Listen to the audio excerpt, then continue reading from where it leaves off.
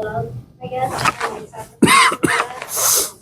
Where do you think jealousy comes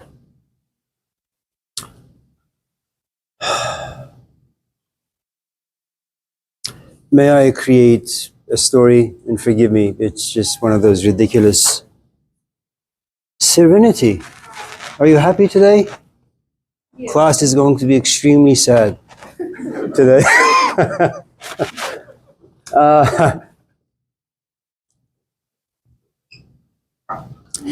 So there are a couple of things about jealousy. First of all, men experience jealousy in a very, very different way than women do. Men's form of jealousy is much more tactile, much more physical. Okay? In other words, if you are my wife, okay, and Elliot is a little too old for you. Elliot is fine. Elliot, right? Edwin, I'm so sorry. Edwin keeps looking at you and you keep looking back at him. I know there is nothing emotionally going on right now because emotions usually take a while to develop. It usually starts with a slight feeling, and when feelings are repeated, they turn into emotions. So, but the very fact that you keep looking at him and he keeps looking at you and you guys exchange smiles, that makes me jealous. Okay. If on the other hand, I was to keep looking at Abi and she was to keep looking at me, now it may be that you may be a bit agitated, but because it's not an emotional relationship, for the most part, you kind of just back off. It doesn't mean it doesn't bother you. It does bother you, but it doesn't bother you the way it bothers me. So that's number one. Women and men react to or be jealousy very, very, very differently. That's number one. Number two,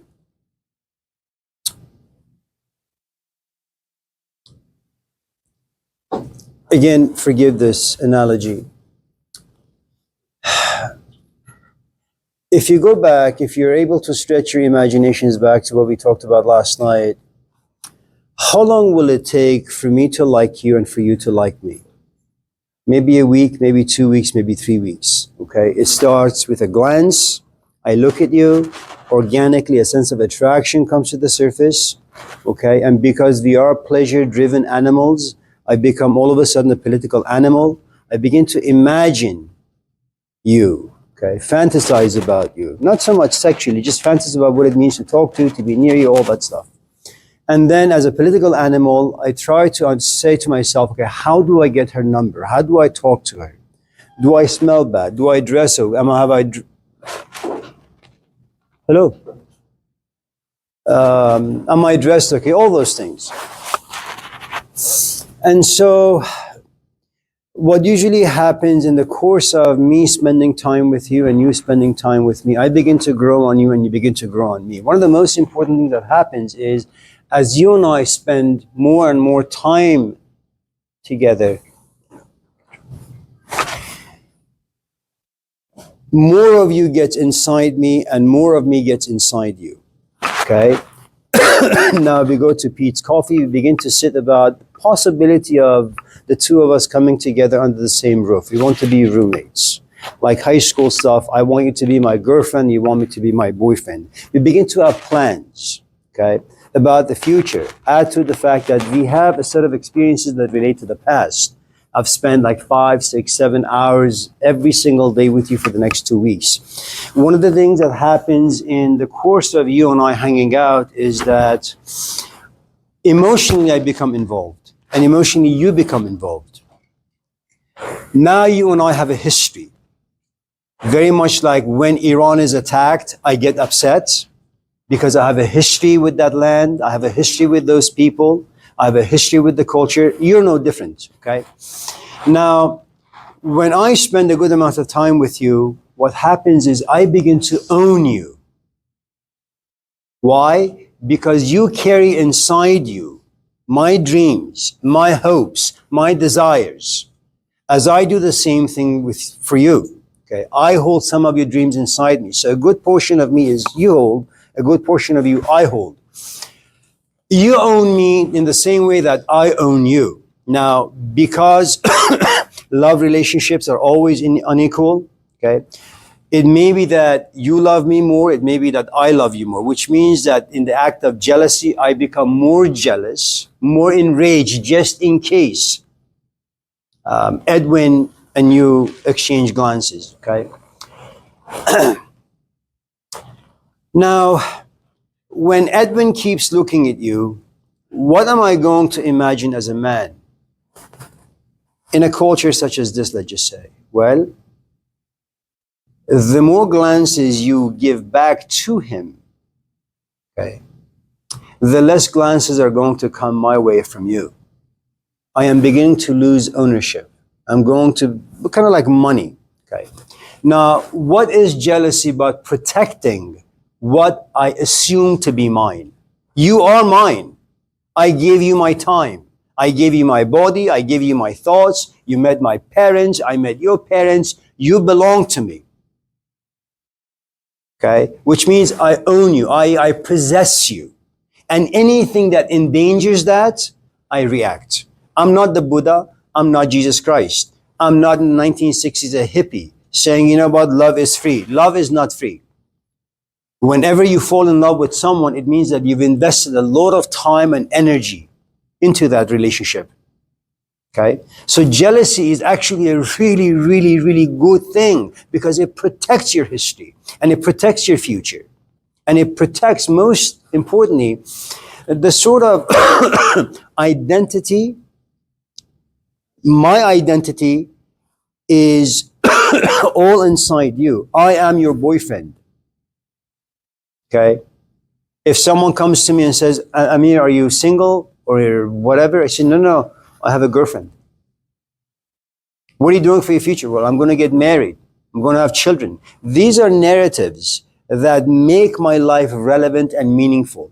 And the moment he keeps looking at you, those stories that live 5 years from now are all in jeopardy. I'm not going to allow that to happen. Now,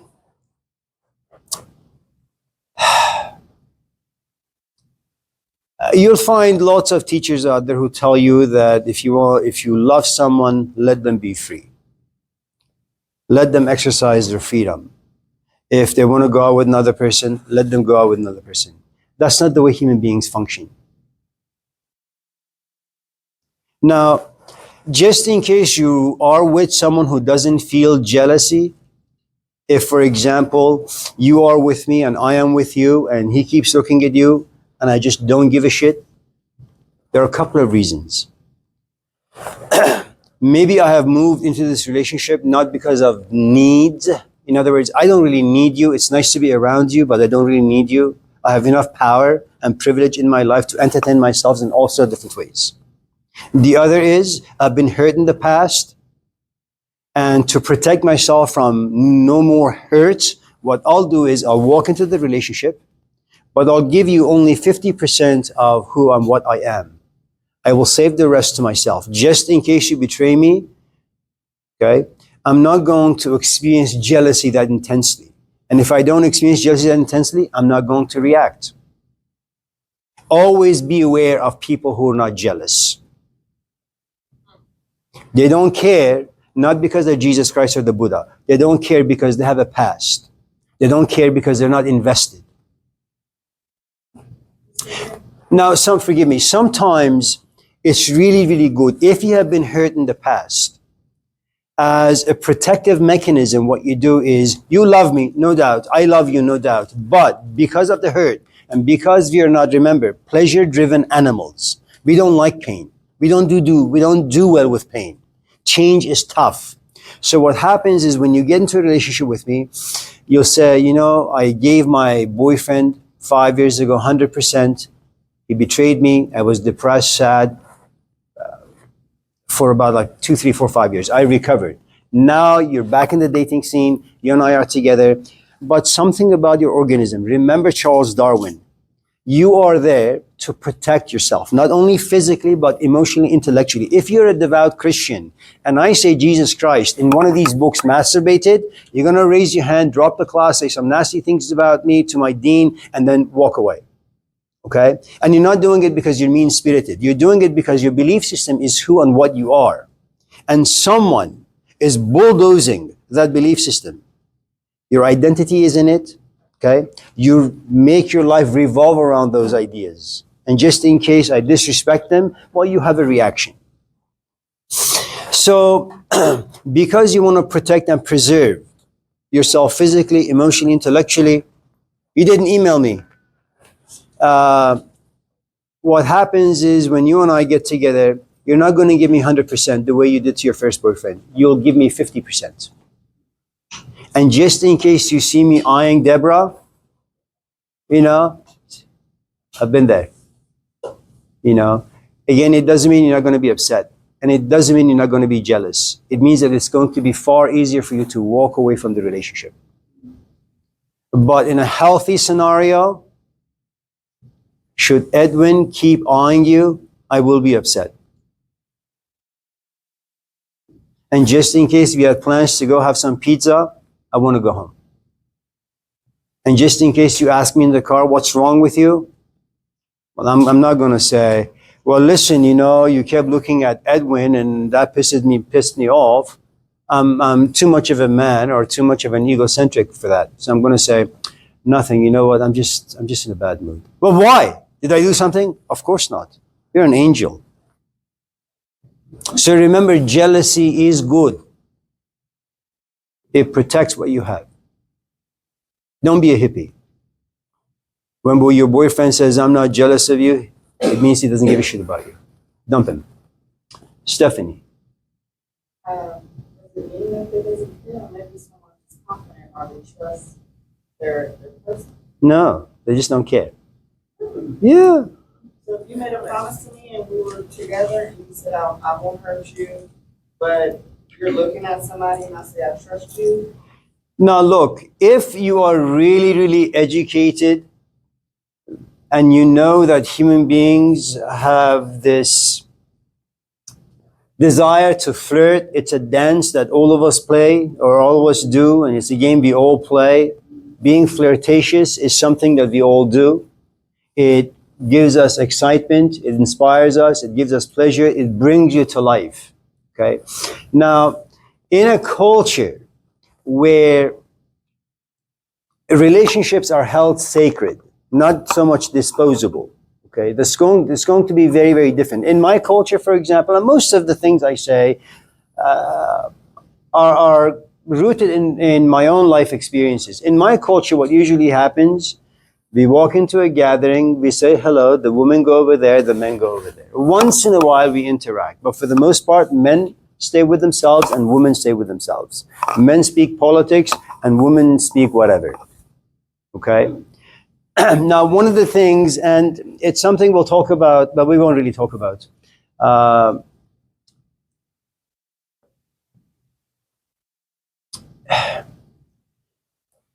In the Asian and Middle Eastern and Near Eastern, i.e. Indian culture, it is really not permitted for a man, if you are with your husband, for example, in this class, I have no right to look at you.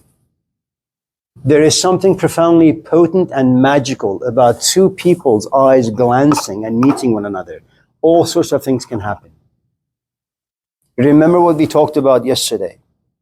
Okay? You look at a Porsche, what happens to you? You get excited. You begin to fantasize. It's no different than when you look at a human being and something about you says, oh my God, that person is attractive. Now, it doesn't mean that you're going to cross certain lines. It doesn't mean you're going to cheat or have an affair. It does mean that emotionally now you become entangled. Now, if your husband is dim-witted, assalamu alaikum wa rahmatullahi wa barakatuh. If your husband is dim-witted, he's not going to catch you. He's not going to care. Okay? If on the other hand, he pays very, very close attention, the story is very, very different.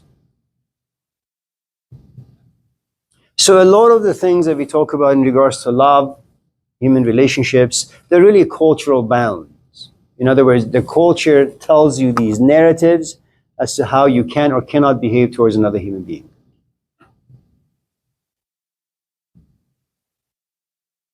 So, but jealousy is good. Jealousy leads to anger. And then you can punish your companion.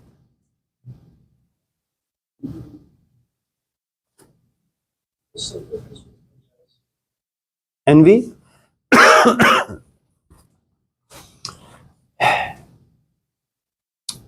They're kind of siblings to some extent. Do you have children? Oh, no, you don't have children. So what usually happens, you have the first child, and the first child, it takes him a while to be potty trained, to stand, to walk, to run. Then you have the second child. The second child looks at the first child. Now, the second child is maybe like 7 months old, okay? Now, he sees that the kid brother is running really, really fast, becomes envious of the ability, so tries.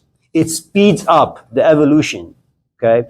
The second child's ability to start running. So usually when you have a first child who runs and the second child watches, envy comes in, okay? They try.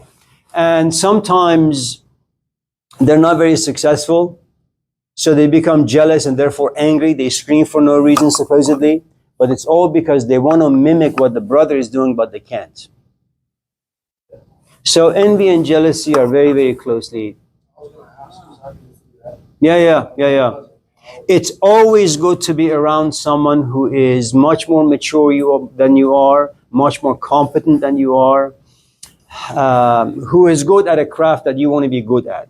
If you hang out with losers, they're not going to inspire you. They're not going to make you envious or jealous of the fact that they're really good at something. If on the other hand, because remember, if you're down here and someone is up here and you respect them, you want to climb to where they are. And you can't do that without envy and jealousy. If on the other hand, you hang out with someone down here, well, you're not going to have much respect for them. So you're going to remain the loser you've always been. The difference is like, when it comes to me, I grew up in a child policy.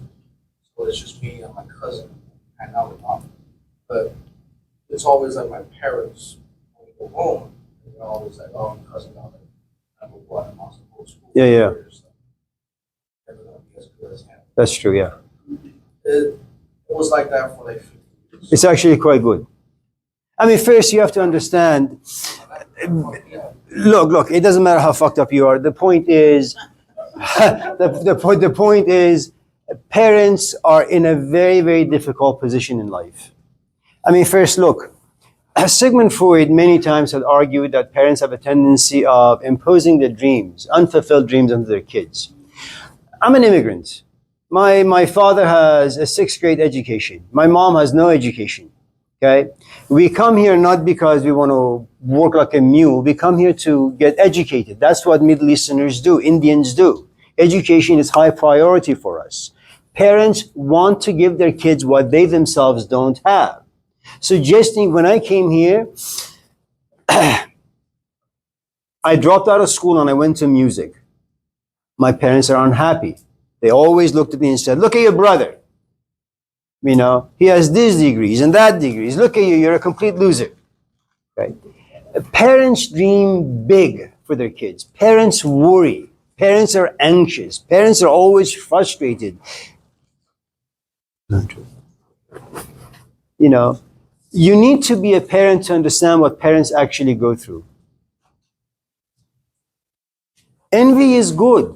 Jealousy is good. Anger is good. Most of these 7 deadly sins that the Catholics came up with, pride, you know, pride is good. If you're like a great pianist and you've sacrificed your entire life practicing like 10 hours a day, God damn it, when you go somewhere and you play for like 20, 30, 40,000 people, stand up afterwards. Be very proud of the sacrifices you've made. It's a good pride to have.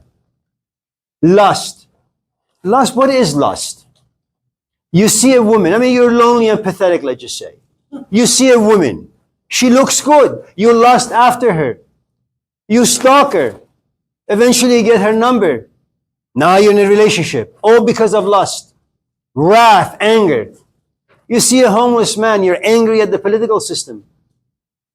You rise up, you fight for justice, for equality. These are good stuff.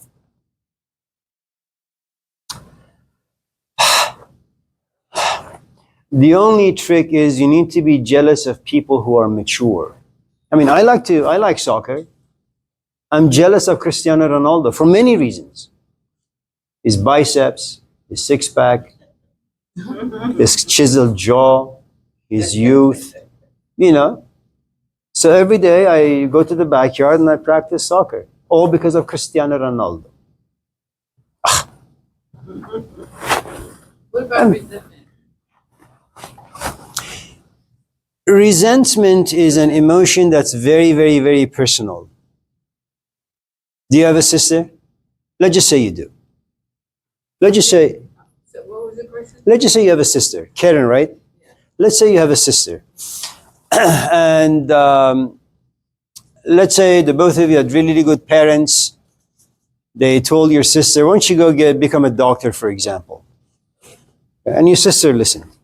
You, on the other hand, you were much of a free-spirited kind of a person. You went down there and you became a hippie. You went out there, you experienced life. You lived in Yosemite for a while. You said resentment, right? Yeah. And so you look at your sister and 20, 30 years have passed. You're a loser. Your sister, so-called, is a winner. Sometimes you look at your sister and you realize she has a nice house, a big house. She has a husband and a few kids. And you look at yourself and you don't have any of those things. And you resent her. You envy her. You're jealous of her. You're angry. You're also angry at your parents for not slapping you at a young age so you can go to school and make something of your life. Now, have you ever been resentful of Elon Musk? No, he's just some guy who's got money. Are you resentful because Donald Trump has a lot of power? No. Are you resentful because, what's his name? Obama is married to Michelle and not you? No, you don't give a shit. So resentment is an emotion that's very, very personal. You only resent people who are very close to you and you have an intimate relationship with them, but you're not as good as they are. That's personal. Yeah. Olivia, Yes, this is, by the way, Olivia. yesterday you were talking about attraction, Yeah. and I just wanted to ask, what if you met, like, you say you like meet someone you known for a long time, didn't initially like the person, like romantically, but like over the time of getting to know this person, you do end up romantically liking.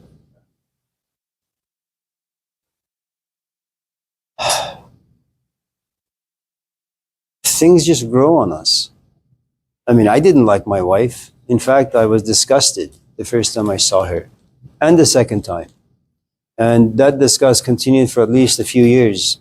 Then one morning I wake up and I say, oh, she's not that bad. And then, like a few weeks pass by, I guess, I like her. And then lo and behold, one morning I wake up and tragically I say, oh, I love her. And then we get married. And then we have kids. And here I am.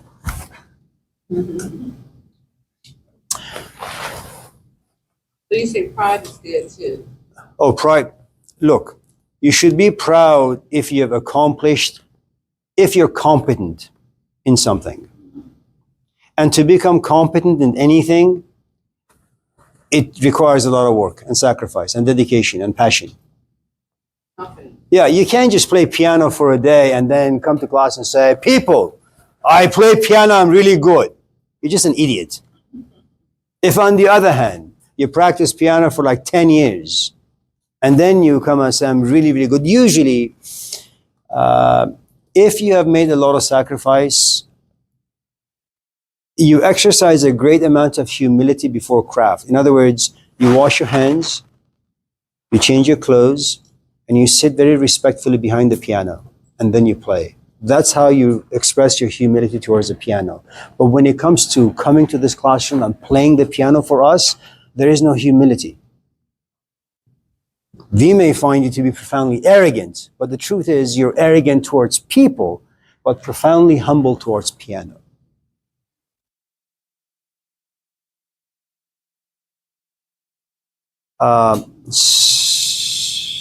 Svanette. arrogance? Could there be like pride too, or fall in that category or somewhere in there?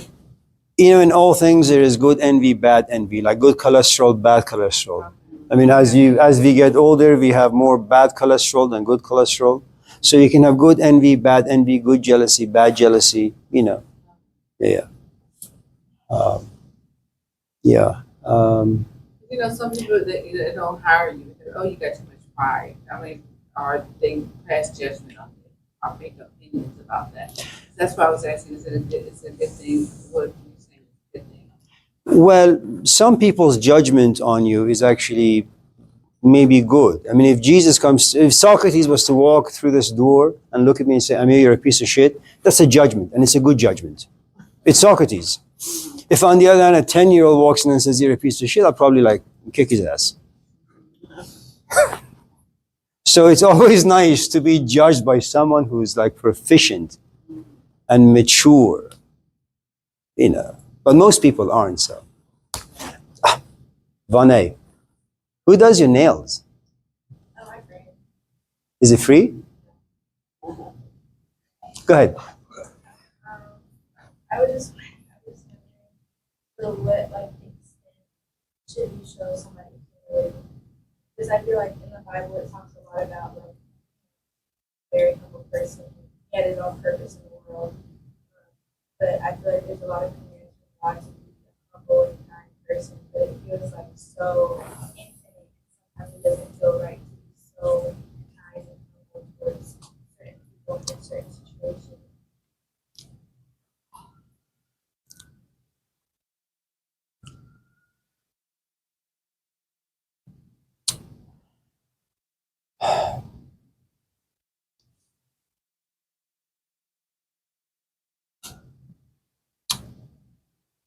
Have you read the Gospel of John?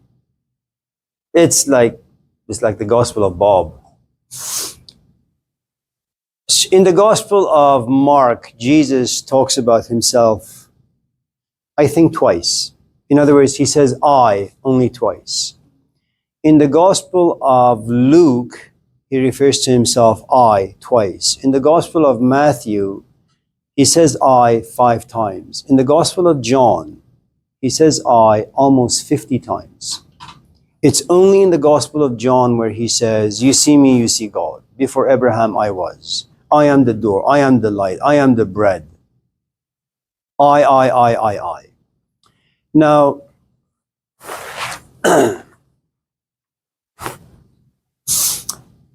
one of the things that I think it's important to understand, whenever you come to realize that you want to learn something, okay, and you want to learn because you don't know the craft well enough. So a couple of things happen. First, you come to realize you don't know. All of us walk around, myself included, assuming that you know. You know love, you know what it means to be educated, you know how to learn, you know how to listen, you know how to do all those things, okay?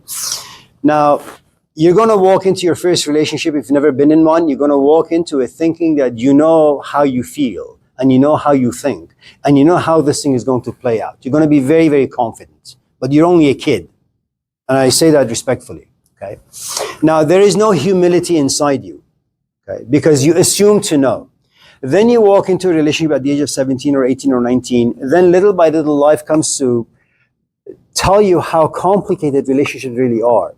That you as a human being, just by yourself, you go through mood swings. Add to the fact that every month that where you have your cycle, everything about your brain chemistry changes. Everything about the way your body functions, everything about the way you feel and think about the world out there begin to change. Those are very, very complicated. And then add to the fact that there is going to be a man in your life who has to understand all those complications, and he won't be able to. Now, you're going to try to fix all the wrinkles, iron out all the wrinkles in the relationship, only to realize it's impossible. You don't have the proper tools. And he's an idiot. Because men are usually behind by about 7 to about 12 years. So if you're 20 and you're going out with a 20-year-old guy, he's actually like 5. That's just the way things are. And you can't change that. And it doesn't matter how many books he's read. And it doesn't matter how much money he's got. He's just an idiot. And you have to wait for a long time until he matures up. Now, what is going to happen is when life breaks you, for the first time you realize you're sad and depressed, you want to get out, but you can't. You realize you made a mistake. That understanding you made a mistake, it's a hint that you don't really fully grasp the complexities of what it means to be human and being in a human relationship. Okay. Then time passes, you're slightly healed, you go into the other relationship. Now you're a bit more cautious. You're a bit more skeptical, a bit more doubtful. You can't trust yourself. All of a sudden, now you don't really understand this just yet, but in your intuition, instinctually, you'll say, I just need to be careful. And that statement, I need to be careful, it shows a great amount of humility on your part. That you assumed at the age of 18, you know. At the age of 20, life taught you that you don't know. Once you're broken, you begin to understand a little bit. Okay. Now, just because you don't know, it doesn't mean that you're ready to learn. It just means that you know that you don't know. Someone needs to walk into your life, okay, and start planting ideas in your head and planting seeds inside your emotions. So you're going to experience pain in a different way. That kind of pain is going to force you to reflect, to think about things deeply and seriously. Your ability to sit quietly and reflect, that is an expression of humility. Now, in terms of the Bible, I'll tell you this about Jesus Christ. You ready? He says, I don't give a shit about the Torah. I don't care what it says. I want to figure this out on my own. My dad can't help me. My mom can't help me. The rabbis can't help me. It seems that everybody's incompetent. Is he arrogant? Absolutely. But is there a part of him that says, I don't know and I need to know? Yes. Now that is a great amount of humility.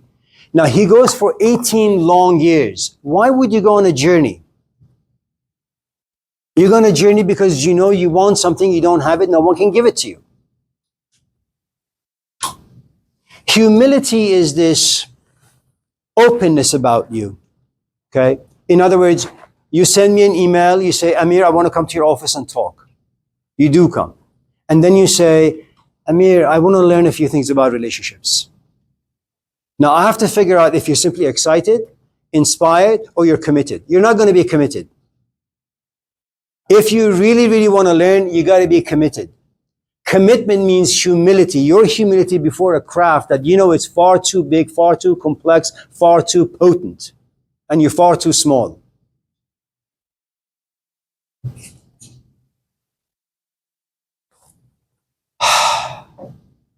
And you can't just come one time or two times or three times.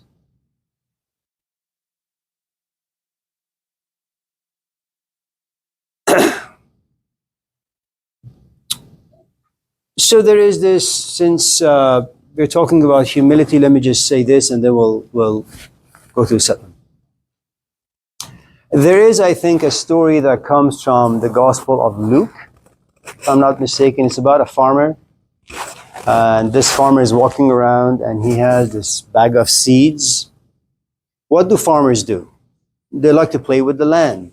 They like to plant things, water them, give them some heat, protect them against the viciousness of, the world, and eventually they'll sprout and they become like an orange tree of sorts, right?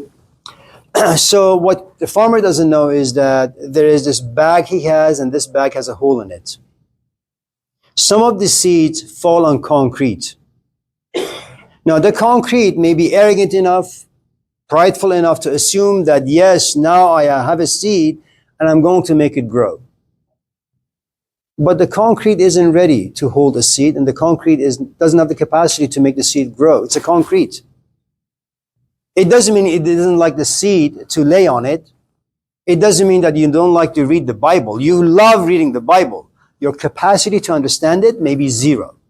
But that doesn't mean that you won't like it. You like it. And that doesn't mean that just in case you want to understand it, you're going to understand things the right way. Lots of times you're going to understand things in all the wrong ways. Okay. Long story short, at the end of the story, what you have is fall into good ground. It's a fertile soil. it's warm, it has moisture, and there are no vultures. In other words, when you come to my office and say, Amir, I'm really, really interested, the first thing I'm going to ask you is, do you have a boyfriend? Because that's going to be a vulture. How many units are you carrying? 15, 16? That's another vulture. Do you love your parents? If you say, every time I go home, my father is a jerk and my mom is a this, well, that's another vulture. And all of a sudden you realize, man, you have a past, that's vultures. You have a present, that's vultures. You're just a waste of my time. And in as much as you do want to learn, your life is not going to allow you. There is no humility inside you to create this capacity to learn.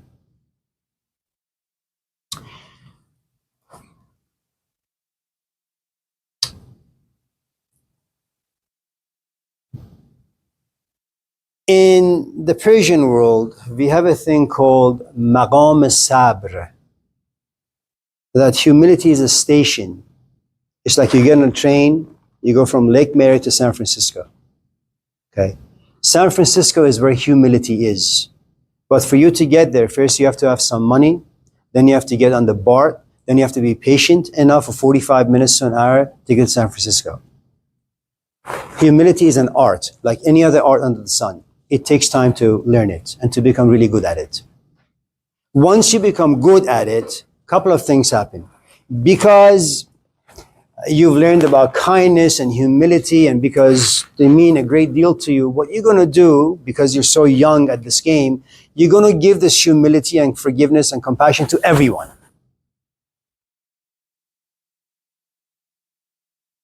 Then at a certain point, you're going to catch yourself. You're going to say, Vaneh, it took you like 25 years to figure these things out and figure them out in a healthy way. Why would you want to give? I mean, it's kind of like your body. Why would you want to lay your body just next to anyone? Find someone who is worthy of your humility. Find someone who's worthy of your compassion and forgiveness. And then you become a Scrooge. You select to whom you want to give and how much. So, yeah. You were talking earlier about like judgment and whatnot, and stuff, and saying how like, oh, if Socrates came to the door and said you were like a piece of shit, whatever, that would be like value. But it's like at what point does like personal like relationship play into that? Because like let's say like some random stranger on the street, calls you like a piece of shit. It's like they don't have like a great like relationship with you or and stuff. And like even though like Socrates is like a great guy and whatever, it's like he wouldn't have like a close relationship with you. He doesn't have like a holistic view of like sure. you. And so like at what point does like that play into it? I think if there was a picture of Socrates from like 2,000 years ago and he walked in and he looked exactly like the picture, and in my gut, I would know that's Socrates. And because I like the dialogues, because I like Plato, because I like what Socrates had said in those books, if he looks at me and says, I'm a piece of shit, I say, well, you don't really need to tell me. In fact, the moment Socrates walks in, I'm probably going to sit over there. If on the other hand, there is a stranger, it's kind of like when you go to the campus on Berkeley. Sometimes you have these like ridiculous people standing on a bucket, 5-gallon bucket, screaming that Jesus is going to save us. What you really want to do to that person is like, I don't know, turn the bucket over, have him fall, so you could stop like screaming. So you're right. If there is no relationship, if there is no respect, if there is no fear, then what the other person says doesn't really matter. I had a teacher for about 10 years. And so he didn't really have to say much to me to make me hate myself. Sometimes I would sit the wrong way. So sometimes I would ask silly questions. Sometimes he would say something to me and I wouldn't be able to understand. And all he had to do was look at me in a funny way. And that's all it took for me to break. So as long as there is respect, there is love, there is fear, you'll be put in check.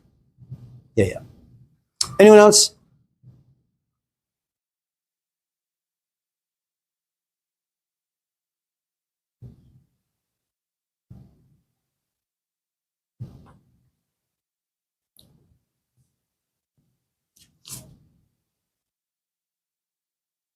Abi, anything? We still have to finish Gilgamesh.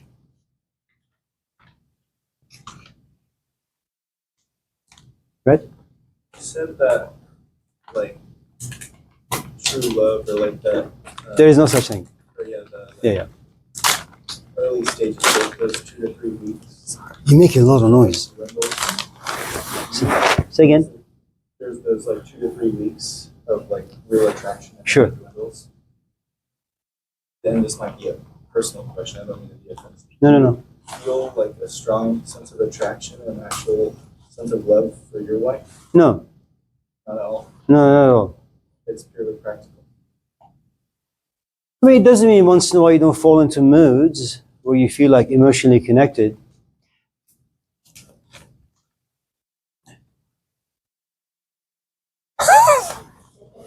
You took everything. I'm just kidding. So, look, there are a couple of things.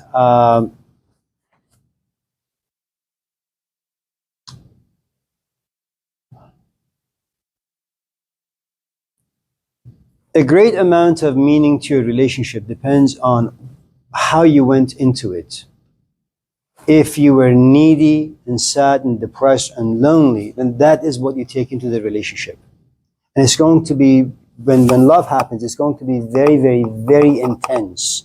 Because for the first time, you can actually feel your own existence. You can feel yourself coming to life. If on the other hand, you walk into a relationship relatively whole, it doesn't mean that you don't love. It means that the need aspect is going to be far less, which means that you're going to be less intense in the relationship,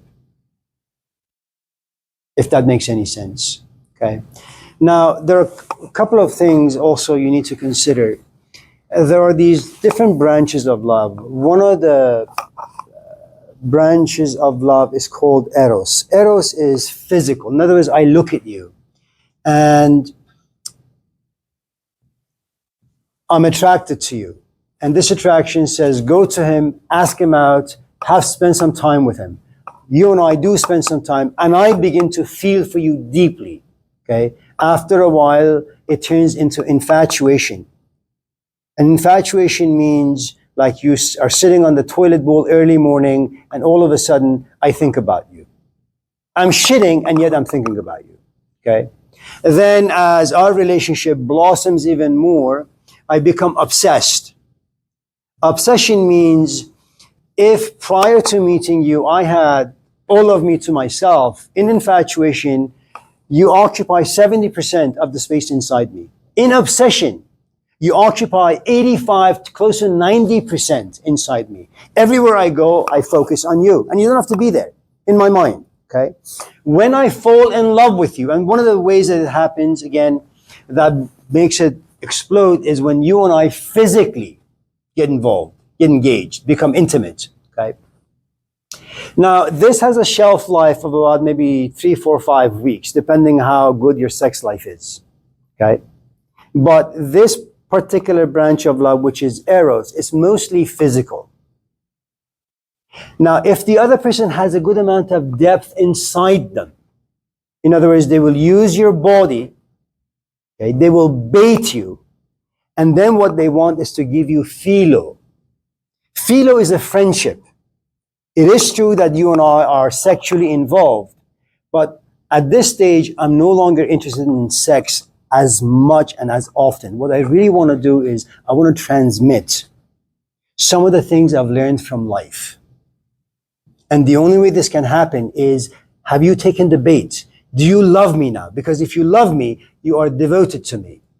Now we can sit, now we can talk. Now, just because you're in the stage of philo, it means that you enjoy me as a sexual, physical partner, but now you've also matured to enjoy me as an intellectual partner, where we can sit and have meaningful conversation. That's the philo part of love.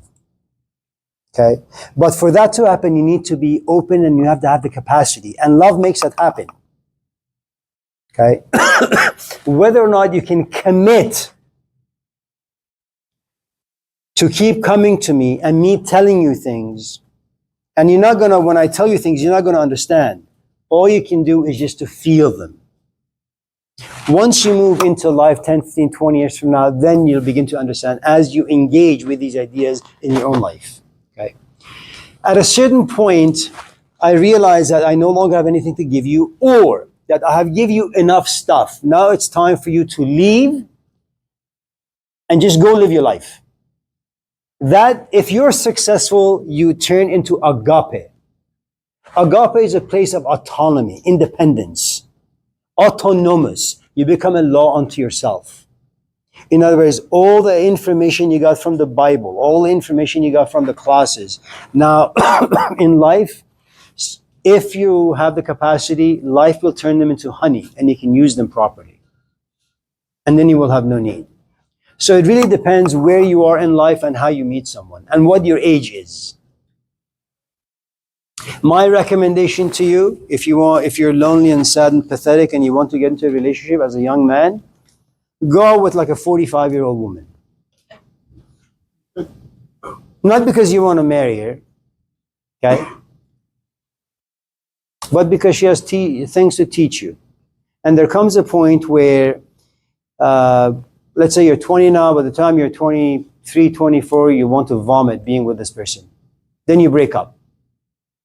Okay? Then you want to be around people your own age, only to realize 23, 24, 25, 30-year-olds, they suck. And that's one of the things that maturity and wisdom do for you.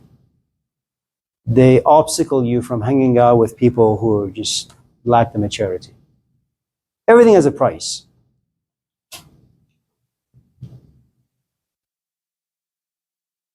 Do I love my wife? Well, she cooks and she cleans. We talk once in a while. We watch movies. Yeah, I mean, if that's not love, I don't know what is.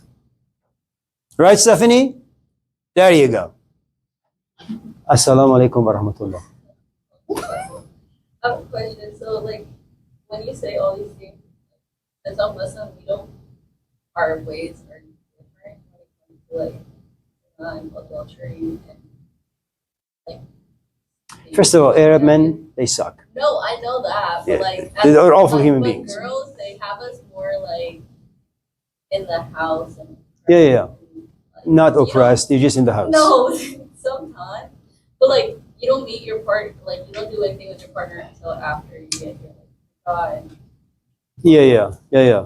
So, how would this, like, relate to, like, Muslim girls? There is a saying in the Persian world that you have to be a child of your own time. Okay? And that means that if you were in Yemen, things were done differently. If you were born in Yemen, things were done differently. You were born in America, and this is the 21st century. Okay? Which means that you've been exposed to certain things that people in Yemen haven't. The tragedy, I think, of the Arab world is that they want to keep themselves all the way back in like the 1500s. And it's not applicable for today's time. I have had lots of young Arab students, female students, and they're so miserable in their marriages. And there's only one reason. First, marriage is forced upon them. Second, these young kids, these men, they're just awful. Just awful. They're like worse than Snoop Dogg. So there isn't much you can do. Good luck. And the problem is, just in case, you go out somewhere and you actually fall in love with a decent human being and you introduce them to your parents, you have no idea how your parents are going to react. And if you have brothers, God help you. Because they go based off, like, Islamic ways. Like, my parents are like, oh, they gotta have some in their life. Yeah, there is nothing wrong with that as long as you modernize things. I mean, look, just because, people used to use horses to plow the land, there's a tractor now. Go buy one. But you know who Muhammad is, right? Who is he? Yes. Who did he fight with? He fought with Arabs. Why? Because they're stupid. Who did Jesus fight with? His own people. Why? They're stupid. All prophets eventually have no choice but to fight with their own people. Malcolm X, he was shot by who?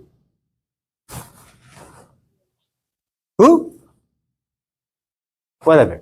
So, good luck. Anyone else? That's it? Oh, I'm sorry, Abi.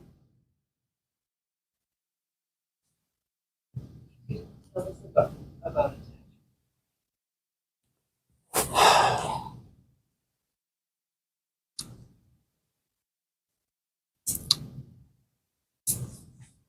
You know, like anything else in life, you could be attached to the wrong thing at the wrong time in your life. You could be attached to the right thing at the wrong time in your life. You could be attached to the right thing.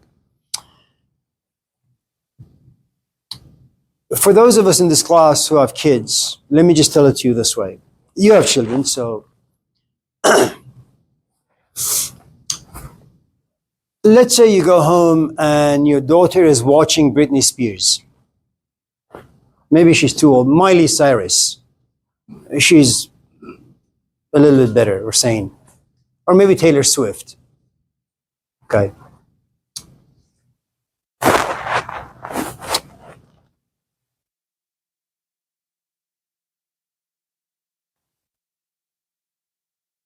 Once in a while, she also watches on YouTube, let's say Ravi Shankar's daughter playing the sitar. Okay. You're a mother and you're concerned. You say to yourself, if she keeps watching Beyonce or Taylor Swift, her language is going to change. She's going to start wearing makeup maybe way too early in her life. She's going to wear outfits that for us, it's culturally inappropriate. Okay? And then she's going to start dating. These are the anxieties that parents have. If on the other hand, you said, well, my daughter watches Shankar, okay, and it's traditional Indian music, it's raga music, it's beautiful music, there's a rich culture behind it, it's spiritual tradition. So let me do this. Instead of having my daughter becoming more attached to Miley Cyrus, let my daughter be attached to Ravi Shankar. Because the more that attachment happens, the more she'll be geared towards understanding the Hindu culture. She'll be more traditional, she'll be more conservative, she'll be more cautious when she walks into life. Okay? Now,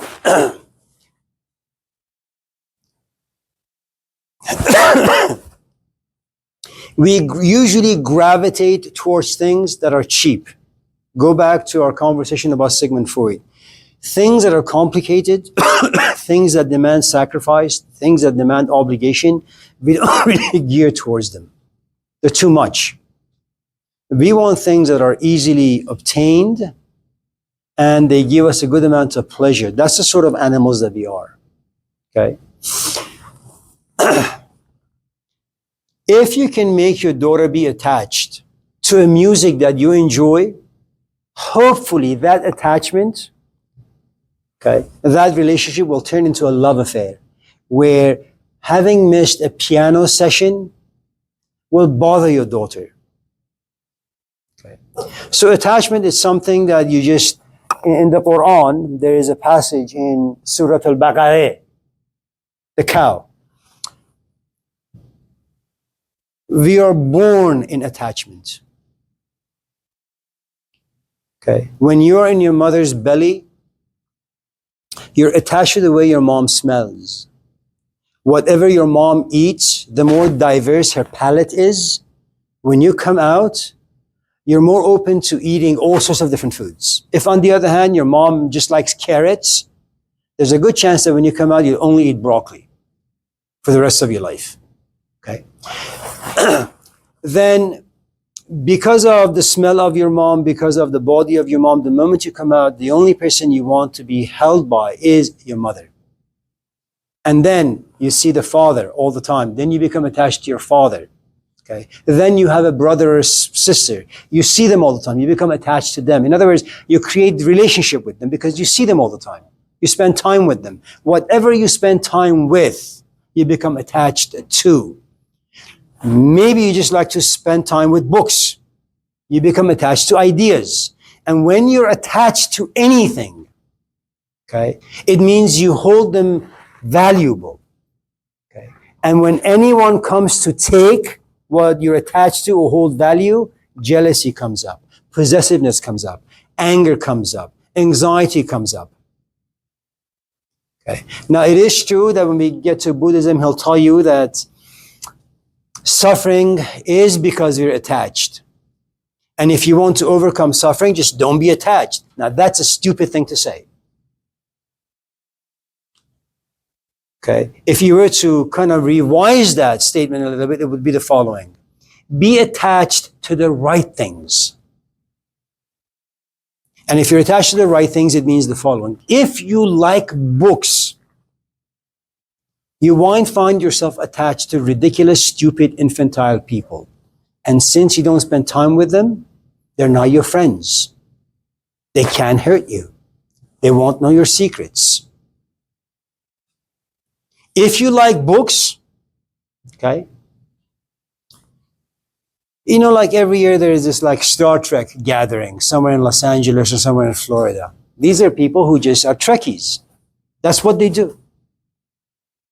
Magnus Carlsen, has been the world chess champion for the past like 7-8 years. He's worth about $100 million. Just watch the way he is. His pants are dirty. His shirt is smelly. His jacket is old and torn. He doesn't even comb his hair. Why? The only thing he's attached to is not self-image. He's not a Kim Kardashian. He doesn't give a shit about his money. The only thing he cares about is chess.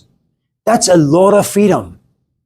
That you have all this wealth and privilege and power and you don't care because all you care for is chess.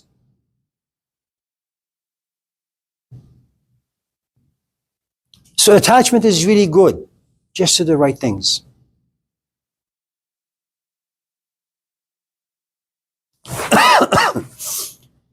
Anyone else before we...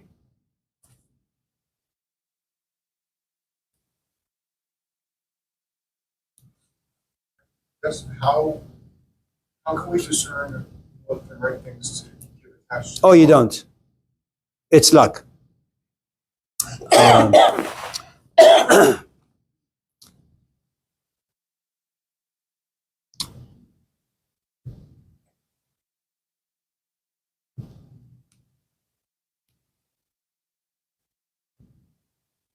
It's just luck. No discernment at all. You can't ever figure out No, who or what you're supposed to have. no.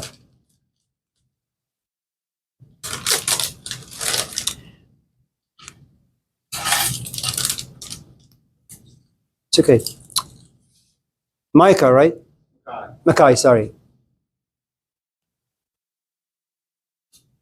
How old are you? 27. Let's say for some strange reason I was attracted to you. You okay with that? Why not? Let's go with the flow, man. All right. And let's say every time we met in this class, your hand would go up and you would ask 1,000 questions, and they're really, really good questions. And as I'm driving home, I say, Mackay asked some really, really, really good questions.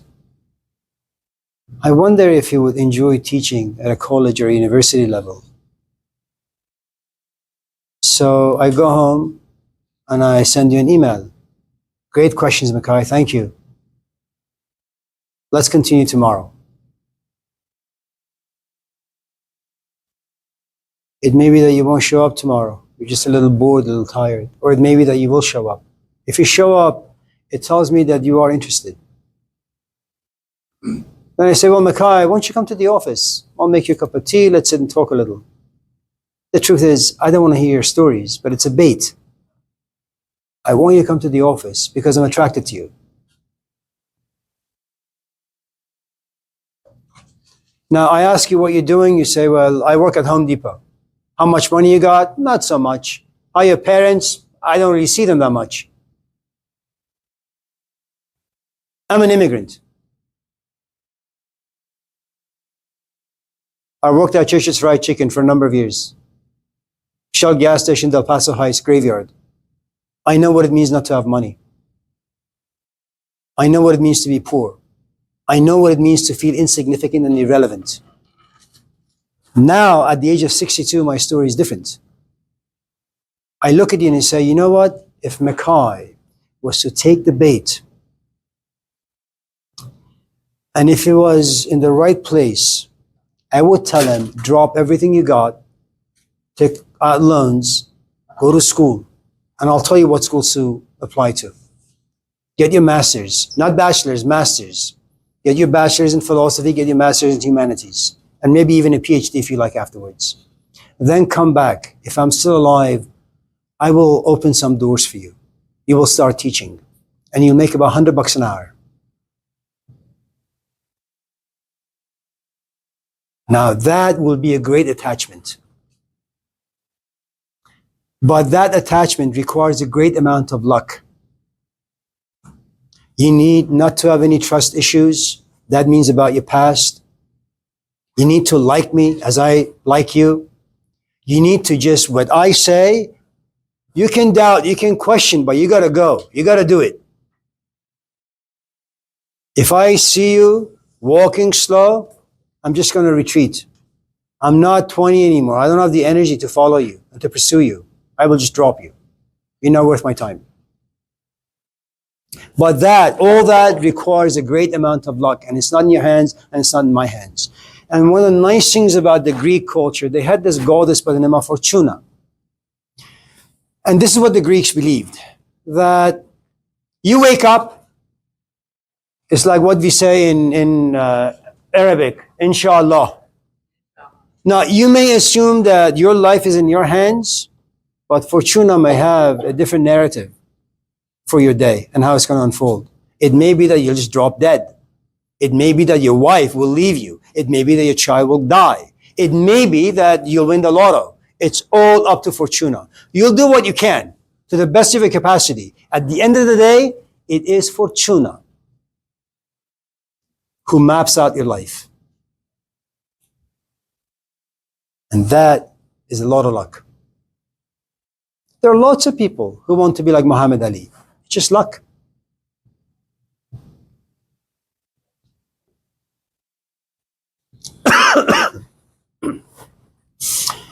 Anyone else before we... Matt? Nothing? That's it? Should we just do Gilgamesh? Yes? Gilgamesh, yeah. All this other stuff is just yuck. I agree with you. Do you know where we left off? Years and 7 days before them. Yes, you remember well.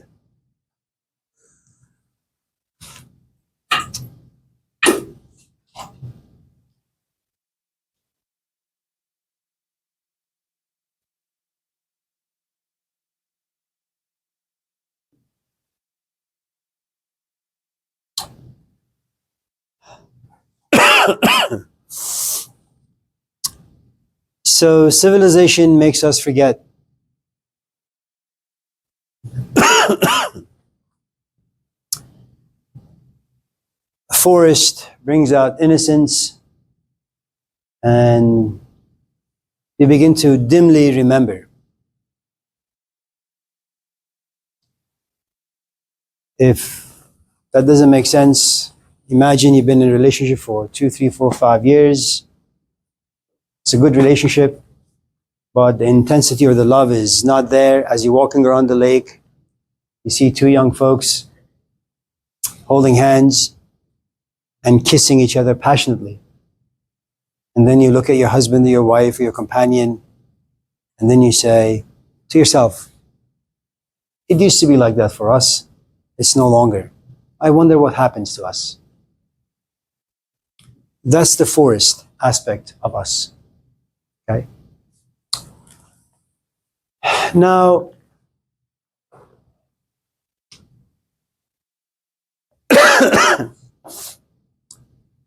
innocence or purity or nakedness does not live for its own sake. It's there to baptize those who live in civilization.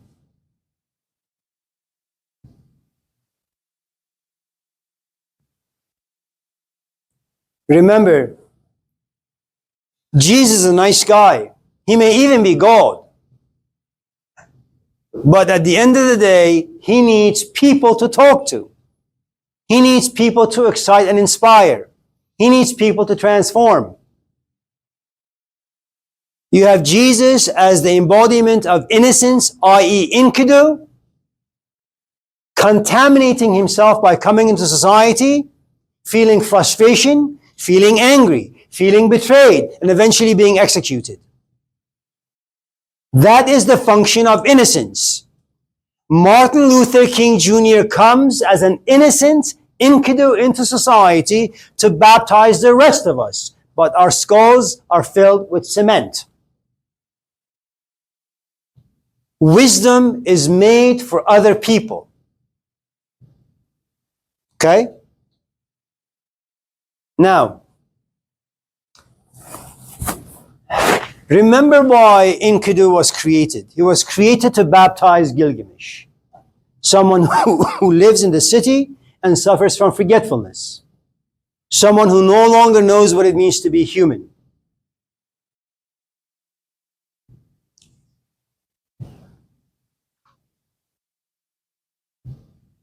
As this woman comes to realize that Enkidu, after having sex with him for about 7 days or 6 days and 6 nights, he's no longer the Enkidu she first met. She looks at him and she says, listen, since some of your innocence has gone, why don't you come with me to the city? I will introduce you to my king, Gilgamesh. He looks like you, smells like you. He's as beautiful and powerful as you are. Come meet him.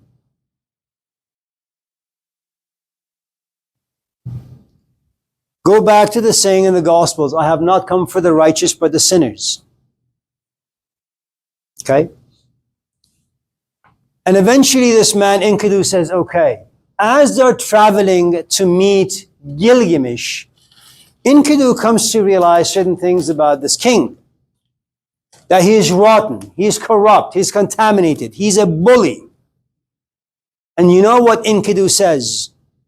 I am going to meet Gilgamesh and I'm going to remind him, I'm going to teach him what it means to be human.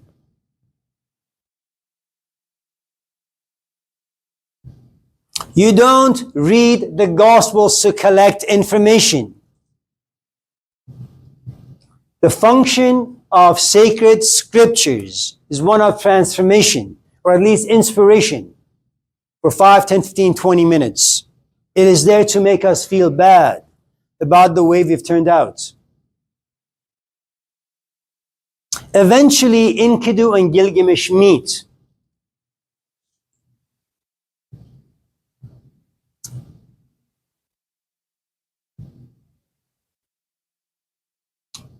What happens when someone who has been intoxicated by power meets another person who is powerful? They begin to fight. Gilgamesh is a king. Enkidu is a nobody. I have been teaching for the past 30-some years. People call me professor. Some even call me doctor. And then a Socrates walks in. He's wearing a robe. He smells bad. He looks bad.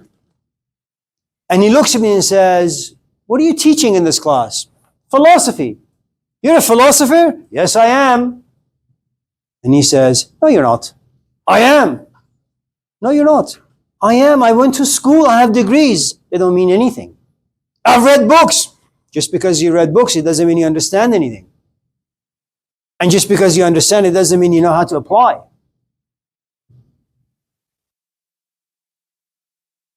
What's going to happen when Socrates tells me these things in front of students? Am I going to welcome his speech? Of course not. I'm going to be angry? Yes. Am I going to make fun of him for the fact that he looks bad, he's old, he smells? and he's dressed like shit, yeah, I'm going to do whatever I can to embarrass him and drive him out. Why? Because there is no humility in me.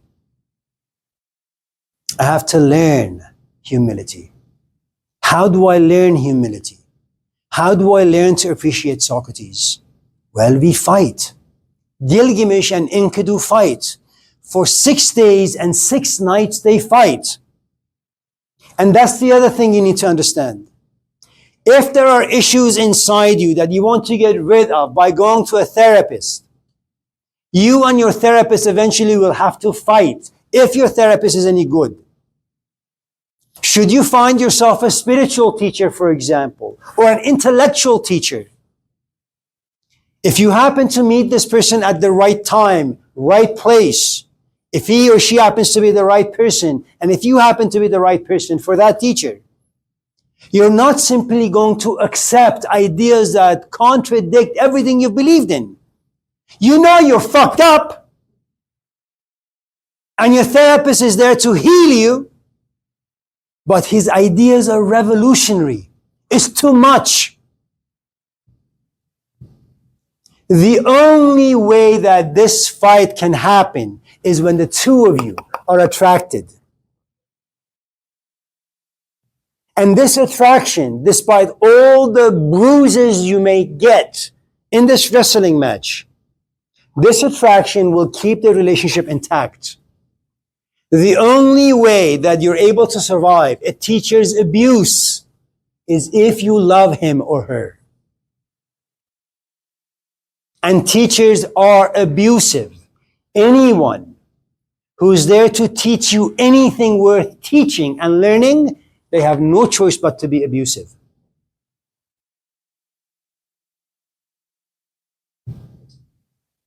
If you raise your hand as a 20-year-old and say, may I say a few things about love because I'm currently in love, I will shut you down and I will embarrass you. But because we don't have a relationship, you will drop the class and you will file a complaint. If on the other hand, you were attracted to me and you liked me, i.e. loved me even, then you may be angry, but as you're driving home, you'll think twice. What did he say? Is it true? Could it be possible?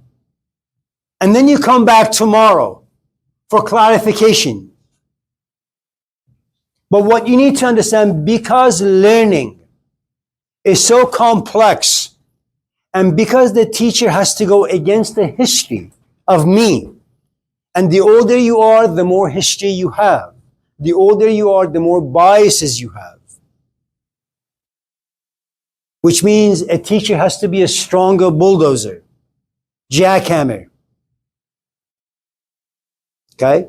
Now remember the dream that Gilgamesh had? A star or a rock is going to fall. He's going to try to remove him, but unable to. Do you know what wrestling does? Wrestling is an expression of intimacy. As you and I wrestle more and more and more, you'll begin to feel more. And as the feelings become intense, two things can happen. You'll either get scared and run away. Amir, it's good to see you. Assalamu alaikum wa rahmatullah. And you thought you were the only Arab, huh? Okay. So two things can happen. When feelings blossom, attachments grow, intimacy happens, out of fear of losing who you are, you'll either walk away, or you'll try to walk away only to realize attraction, this magnet, is far too powerful. Despite your desire to walk away, you'll gravitate more towards this person.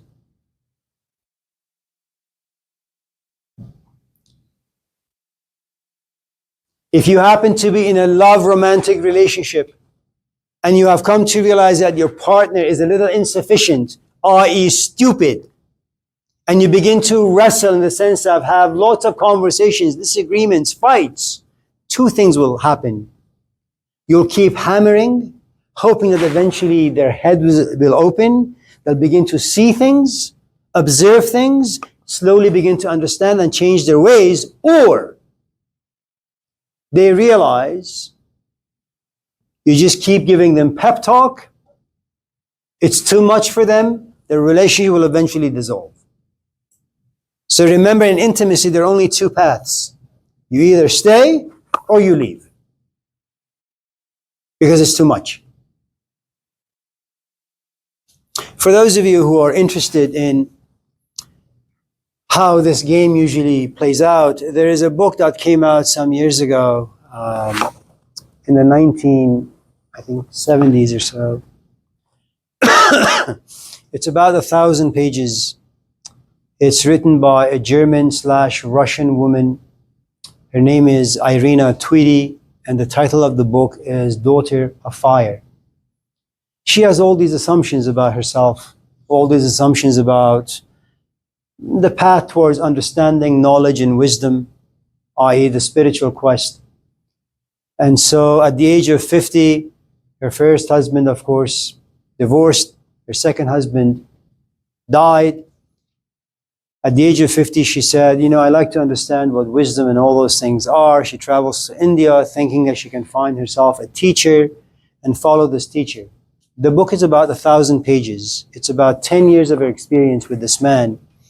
And what you encounter, for those of you who are interested, is that this teacher keeps hammering at her every single day.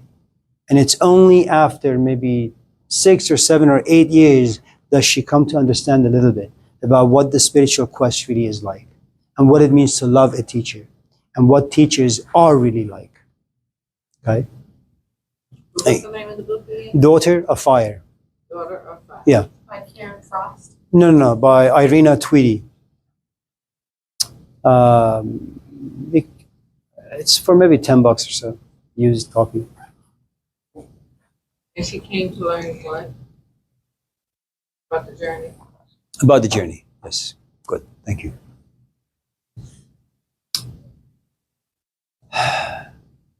Any other questions before we? Yeah, Olivia. It is, yes. When you came to the office and drank my tea and sat on my cushion, yes.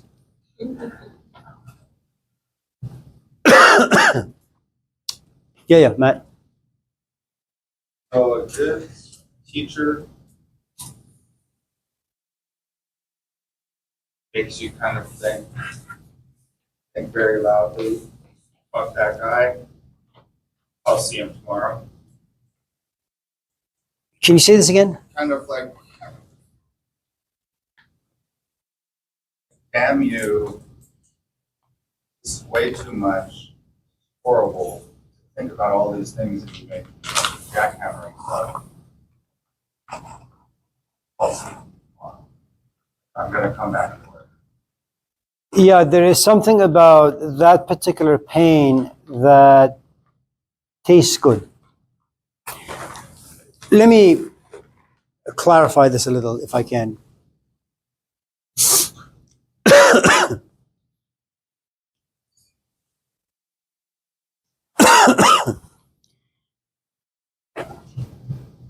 Everyone in this classroom has something to offer. Whenever you have something to offer, you're a business person. You're a businessman. You have a product you want to give. Okay? Teachers of the spiritual tradition, what they have is wisdom. That's what they want to sell. That's what they want to give. Now, I don't know if you're a Costco goer or not, but if you want to go into Costco, you need to pay about $50, the membership. Then you go in. Now, Costco has lots of things, but your budget is limited. Costco has in it $1 billion worth of stuff. You only have $50 in your pocket. Teachers have wisdom. Students, we don't know what they have. But if you want to get, if you want to purchase, if you want to buy what the teacher has, you need a budget. That budget means, do you have time to visit your teacher often? And it needs to be often. Do you have the resources to be open-minded? Do you have the resources to be bruised and be okay with it? Do you have the budget to trust and to have faith and to love? If you're missing any of those components, you can go to Costco. You'll just come out with celery. Okay? Now, teachers, good teachers, will never come out and say, I'm a teacher, follow me. It doesn't work that way. Whenever you have anything that you hold of immense value, you protect it.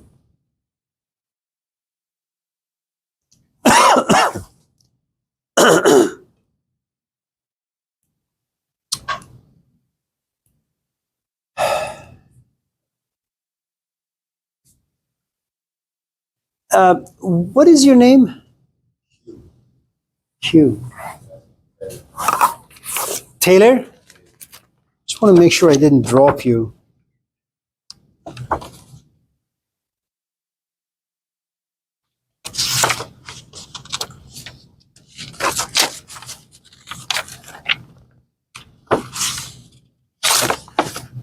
Check your schedule. I think you're here, but just check. Anyone else before we continue? Okay. Now,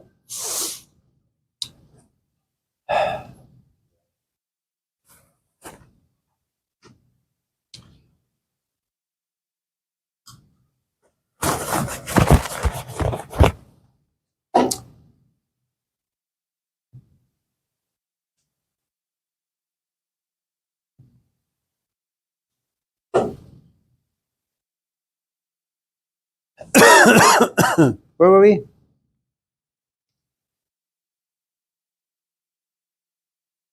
That's right, they're wrestling. Okay. So on the seventh day they rest. In other words, they become friends.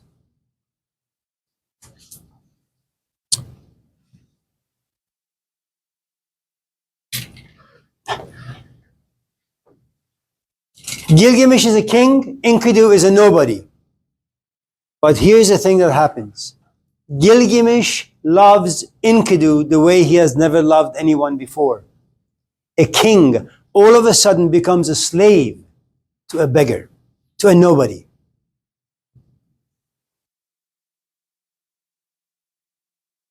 Whenever you fall in love, that love makes you immensely poor. That poverty creates you a slave. The other person dominates all of you. From this point on, Gilgamesh will do whatever he possibly can to make Enkidu happy.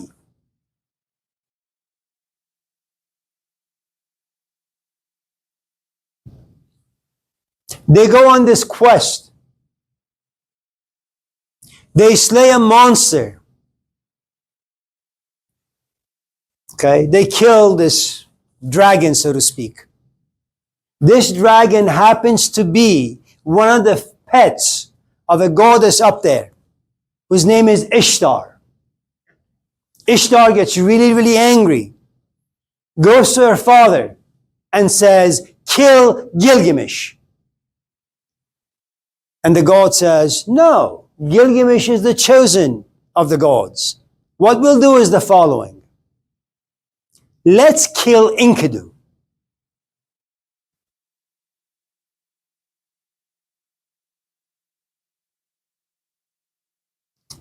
Consider for a moment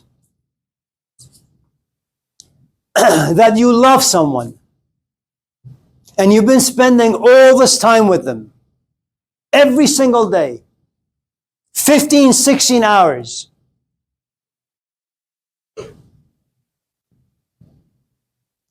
And then you're driving to their place. You knock on their door and there is no answer. You knock again and there is a crack. And the mother looks at you and says, I'm really, really, really sorry. Joey got into a car accident last night and died.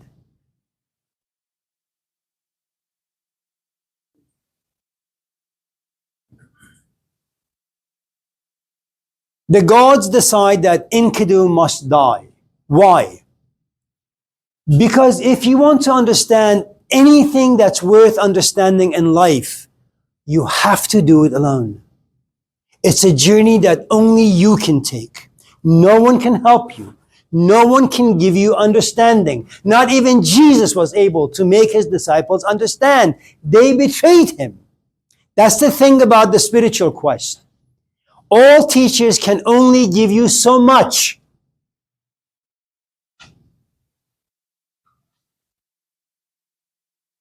Okay? Now, some students don't want very much. So they remain with the teacher until the teacher dies and the students like grieves and all that. But that's the end of that. Some students have a great amount of capacity. And again, those are lucky students where they come upon a teacher, they take what the teacher has, the teacher gives whatever he has. At the end of the day, the teacher looks at the student or the student looks at the teacher and says, I want more, but you can't give me any more. So I am going to go on this quest all by myself. And this happens organically. Got too much garbage on your phone. Yes. Please clean up now. Storage full? Now, without Enkidu, Gilgamesh is nothing.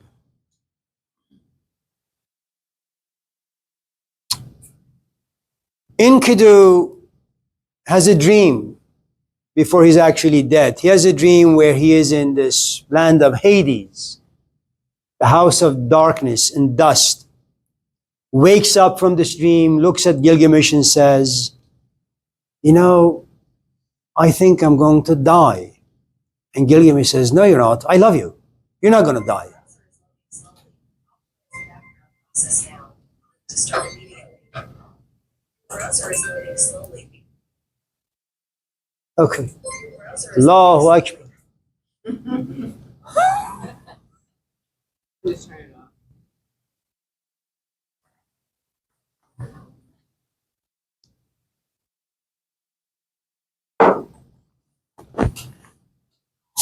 Now,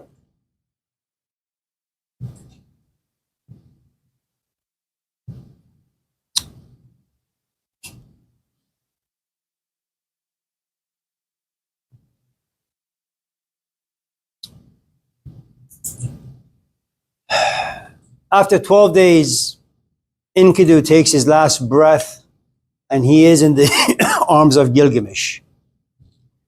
For the first time, Gilgamesh understands what death is.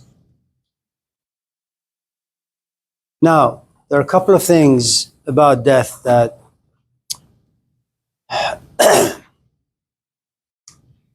forgive me, Kendra and Andrew, because you guys have heard the story plenty of times.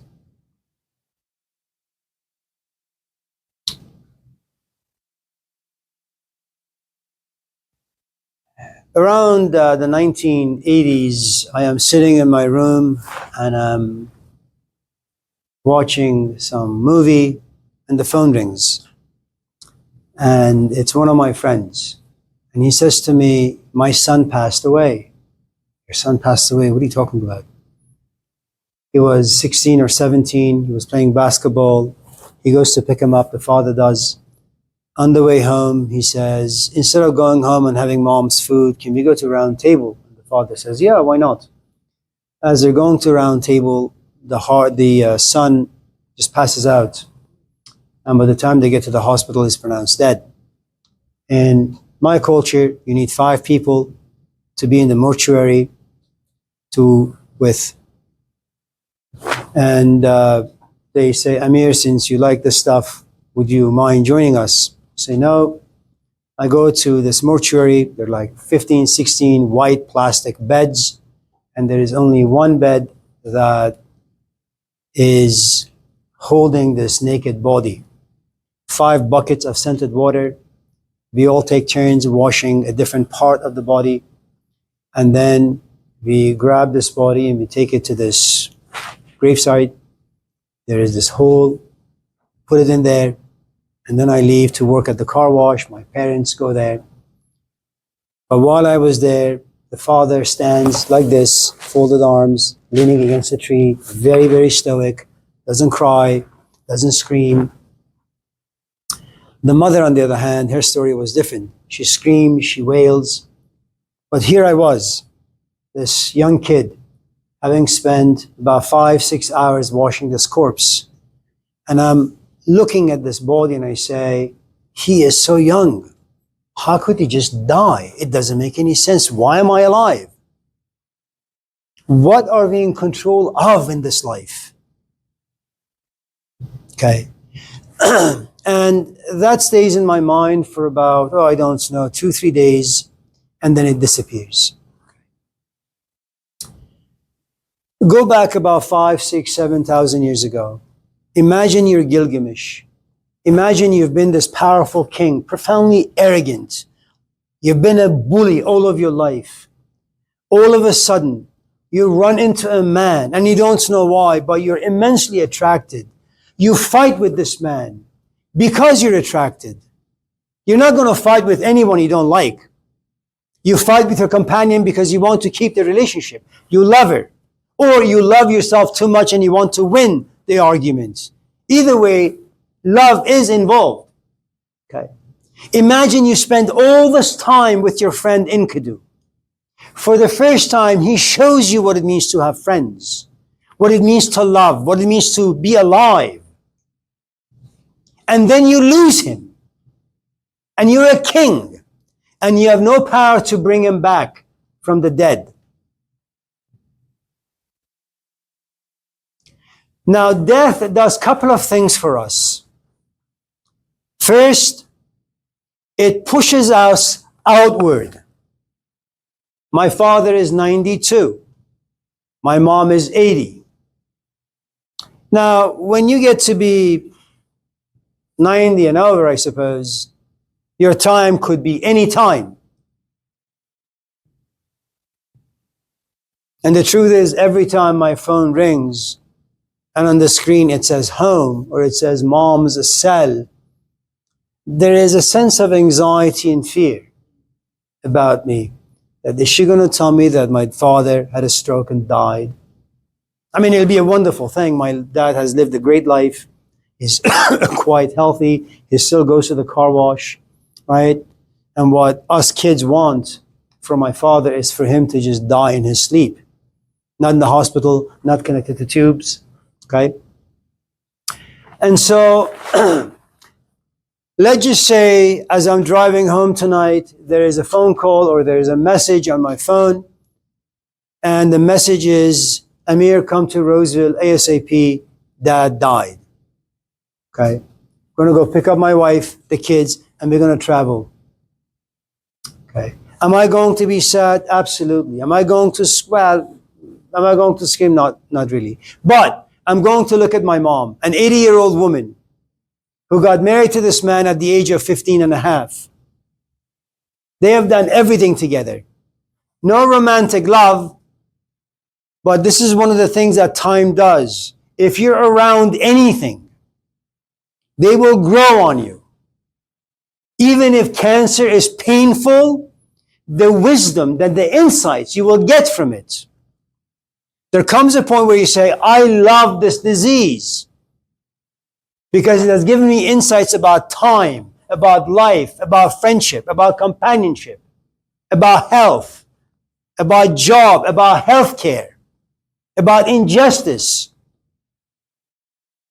It makes you think about things, and you love the way you begin to reflect on things. So I'm going to look at my mom, and no doubt she's going to be screaming and wailing. And probably she's going to beat her head. Okay? And the 3 kids, my brother, my sister, and I are going to look back, sit there and say, the hell are we going to do now? Is she going to come to Oakland and live with us? Is she going to look at my sisters? Is she going to look at my brothers? Is she going to stay in this house by herself? How is she going to grieve? Your husband is your world, as your wife is your world. If my mom dies, my dad will die in 2 months' time. So the kids are going to get together. We're going to figure something out for my mom.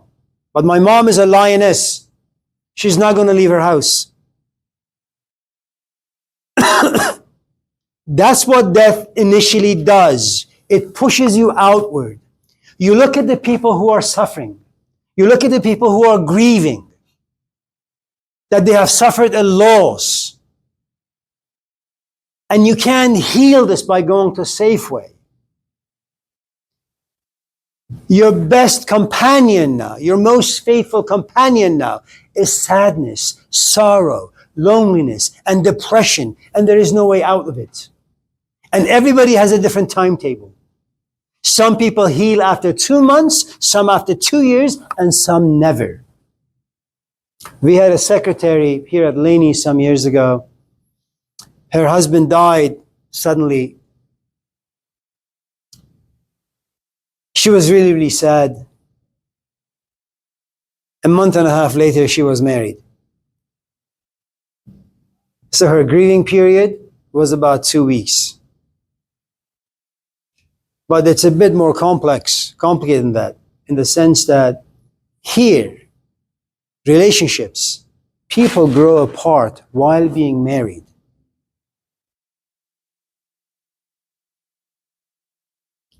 Death do us part. In the Western culture, especially the American culture, you become emotionally dead in the relationship. And so your attachment to your companion is far less intense than, say, people in India or certain parts of the Middle East. Right? Now, if you happen to be somewhat open and receptive, and it happens to all of us, death takes a different turn. Instead of you thinking about your mom or about your dad or about your sister or your brother, all of a sudden, death forces you to turn inward. My child just died. The grief is too much. All of life is this big, huge, dark hole. Nothing has any value. Nothing has any meaning. I don't give a shit about my job or the money or my friends or anything that I possess. One of the things that death does, it's like a great Dyson vacuum cleaner. It sucks everything in itself. Your life has nothing to offer you.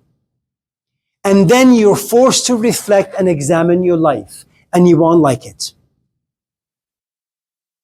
Death creates enkidu inside us. This enkidu forces reflection. You begin to be like Socrates. You begin to ask big and difficult and dangerous questions. If death can happen at any time, how should I live? Do I really want to give my life to Home Depot? Do I really want to stay in this relationship? Do I really want to hang out with these losers called my friends? Do I really want to continue smoking and drinking and porning? Now, for some people, this introspection, reflection lasts for about 2 weeks. For some people, it never goes away. One of the reasons why we're speaking about Gilgamesh 10,000 years perhaps later, because we're talking about oral cultures. Epic of Gilgamesh was written down 5,000 years ago. It probably existed prior to this period, at least 4,000. Why do we talk about Gilgamesh? Because death for Gilgamesh was not something he could forget. Is he sad about Enkidu? Absolutely. Is he sad that life took away the person he loved? Definitely. But what makes Gilgamesh enormously sad is that life does not give a shit about any one of us. Life doesn't care about our loves, our ambitions, our hopes, and our dreams. Like the goddess Fortuna, she can come down at any time and steal your life away from you. And if that's the case, Gilgamesh asks, I can't go back to my civilization.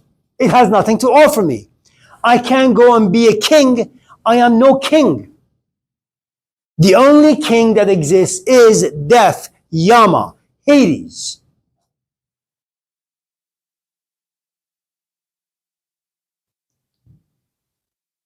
The biggest question death brings about is, who am I?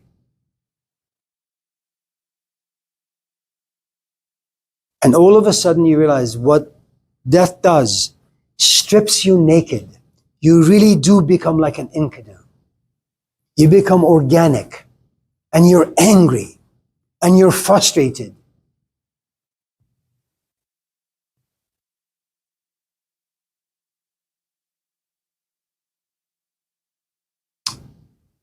My son's name is Yusuf. And Yusuf in Persian poetry, Sufi poetry, is a guy who lives in this dark well. He can't get out. He's all alone. And he is sad. And he screams. And I named him Yusuf because I know that eventually he's going to be in a dark pit. And he's going to be alone. And he's going to scream.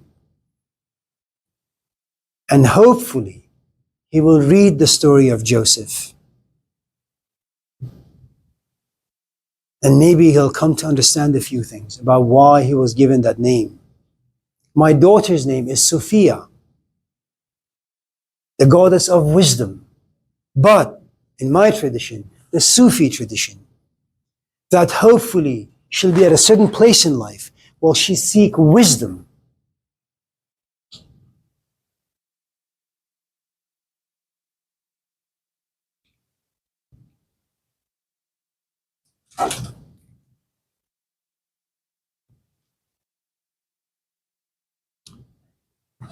We talk about Gilgamesh some 10,000 years later because Gilgamesh is the guy who refused to forget death. He refused to forget the value of time and the value of life. He went on this spiritual quest. He wanted to understand why he's alive and if there is a function to his life, if there is a purpose, if he can make his life meaningful before death comes to him and takes him.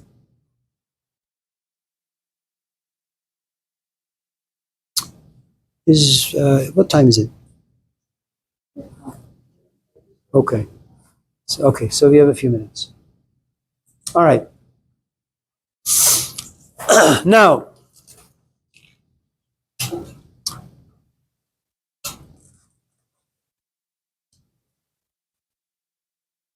you can go through that door. Yeah.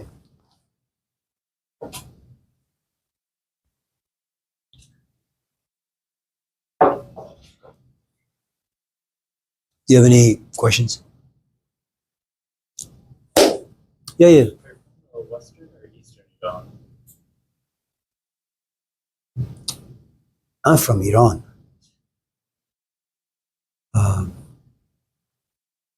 don't know. I was born in Tehran, the capital, where it's being bombed currently. Is there a big Sufi population? I would assume it would be mainly like Shia.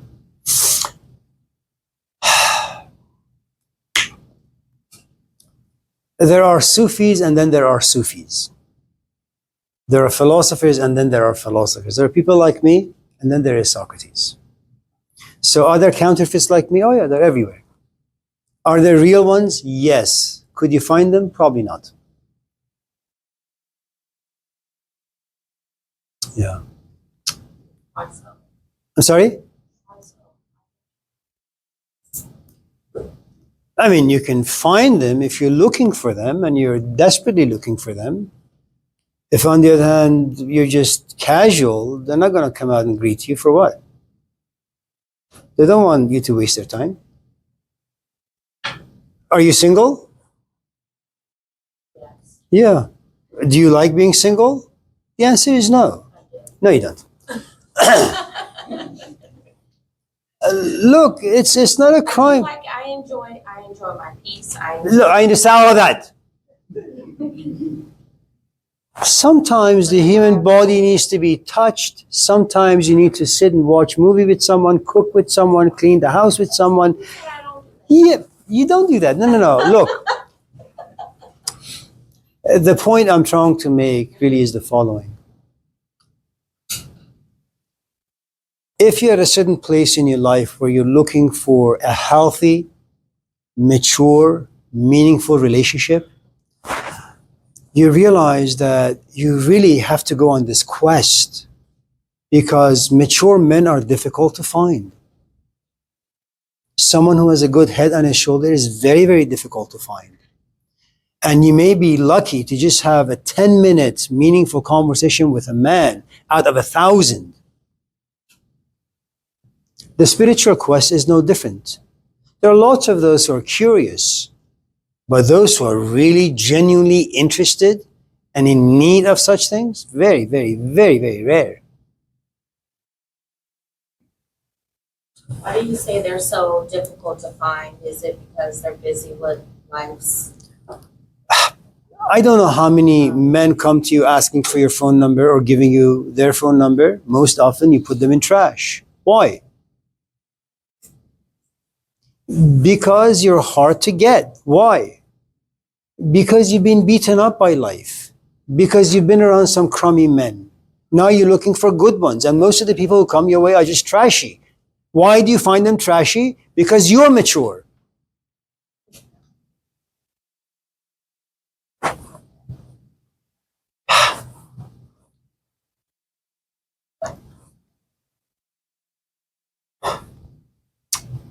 Listen, for those of you who are like in romantic relationship and in love, you're exempt.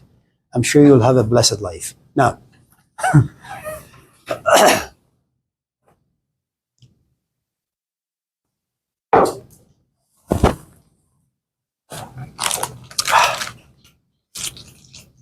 does that have butter?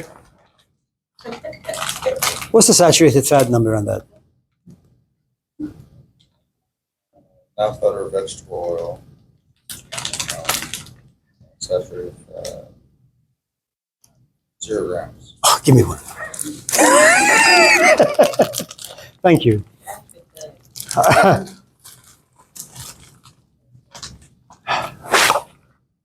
Okay.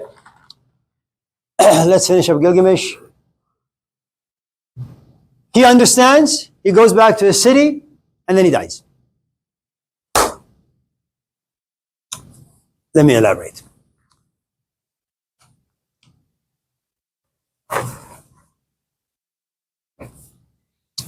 When his friend Enkidu dies, something kicks in. Gilgamesh remembers a name. And that name belongs to a man who happens to be very, very strange. His name is Utanapishtam. You don't need to remember this because it's not going to be on a quiz, because we don't have quizzes. Utanapishtam. It means he who has found life.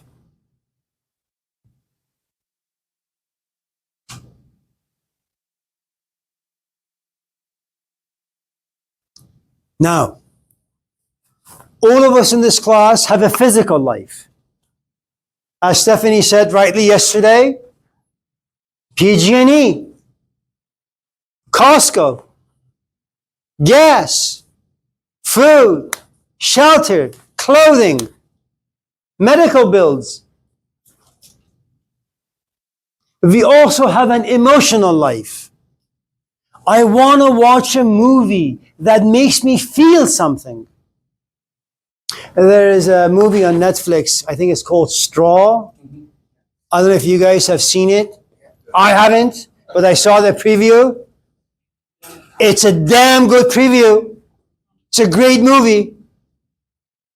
Amongst all the crappy movies that are out there, and this woman, I don't know her name, but she's been in a few movies I've watched. She is an incredible actress. Who? Taraji. Taraji? Taraji Wilkinson. Hanson. You know, those 2 minutes? 2 minutes of preview. Yeah, trailer, whatever, fuck. Okay? I mean, 2 minutes, that's all it takes. You say all this fucking money in this country and people don't have health care? How is that possible? How could someone have billions of dollars? How is that fair?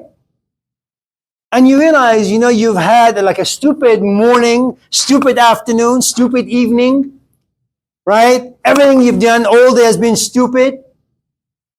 And you're just about to go to the bathroom and shit, but you say, let me just watch this trailer. Right? And this trailer, 2 minutes, it brings you to life. And you forget you even have to shit. And then you pick up the Bible while you're shitting. And you demand justice and fairness. Utana pishtam. So if you have a physical life, you have an emotional life. Okay. We also have an intellectual life. Can we have a meaningful conversation? And then you have a spiritual life. Utana pishtam doesn't care about our bodies. Utana pishtam doesn't care about our emotional worries about our bodies or about our physical life. Utana pishtam doesn't care about how much you know the Gospels. He doesn't care about those things. Utana pishtam is a man who has found life that belongs to our souls.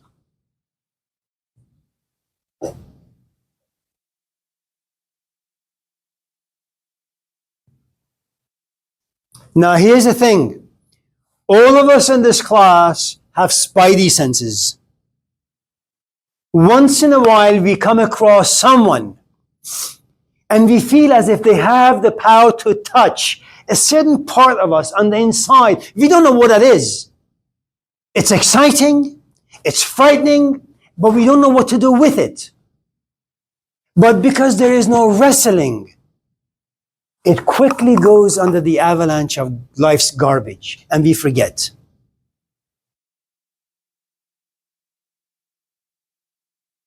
Okay? Now, just because Gilgamesh wants to find Utana Pishtam, it doesn't mean that he's going to find him in the next 5 or 10 or 15, 20 minutes. He needs to be tested. And that's the other thing you need to understand about good teachers. Teachers test you.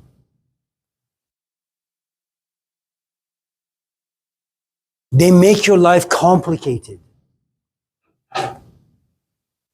They want to see whether you will go back to your life or whether you'll follow them. If you've seen the movie The Matrix, what is it that Morpheus offers Thomas Anderson the first time they meet?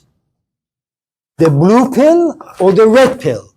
But teachers never force you to make the decision. You got to make the decision on your own. And all he says, take the blue pill, you'll wake up in your bed, whatever. Take the red pill, and I'll show you how deep the rabbit hole goes. But here's the thing you need to know about Thomas Anderson. Thomas Anderson, the name Thomas, okay? It goes to the disciple of Jesus Christ. He is filled with doubt. Should I go to school? Should I not go to school? Should I get married? Should I not get married? Is this the right path? You're always in doubt. Am I doing the right things? And he leaves in room 101.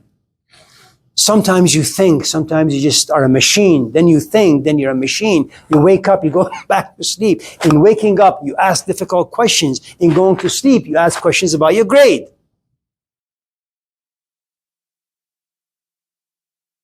He works for metacortex. He knows that everything that lives inside him is part of the capitalistic system. Nothing belongs to him. Everything has been monetized, commodified.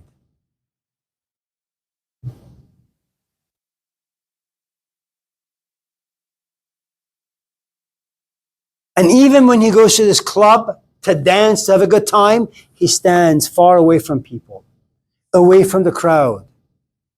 And he's there only for one reason, for Trinity, the Spirit of God. Okay. So Thomas Anderson is a guy who has been through all of that, and he's ready to meet Morpheus. But just because now he is in the presence of Morpheus, Morpheus says, okay, just follow me. It doesn't work that way. Take the blue pill or the red pill. Thomas Anderson decides to take the red pill because he knows what physical life looks like. He knows what it means to be part of the civilized world. He's been Gilgamesh before. He doesn't want to be Gilgamesh anymore. How is Gilgamesh tested? Well, he wants to go where the gods are, Mount Mashu. He has to go through this, climb this hill. And that's one of the things about churches, not so much about mosques and about temples. Ziggurats in the ancient world. You have a flat land. The flat land belongs to your body. The church or the temple must always be above the flat land. Why? As you climb up, you leave your physical life behind you. Okay?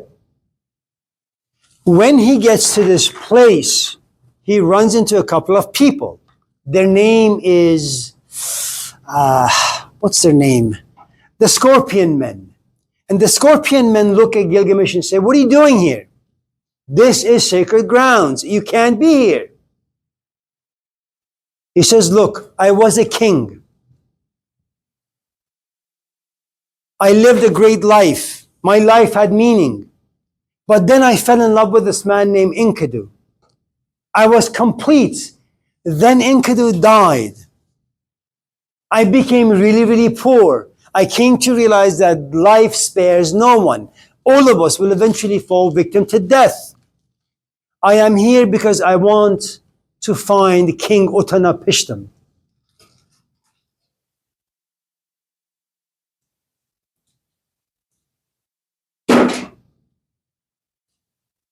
Imagine for a moment you send me an email to come to the office and I say, come. And then I ask you, would you like some coffee? I'll make you some coffee. Then I ask, so you're here because why? Now, if you tell me, well, Amir, how do I write better so I can get an A? Say, yes, you've emailed, you've asked questions, but it's just the wrong fucking questions. I don't care about your grade. Your grade is about your physical life. I don't care about that. So every time someone gets tested, Gilgamesh gets tested, right?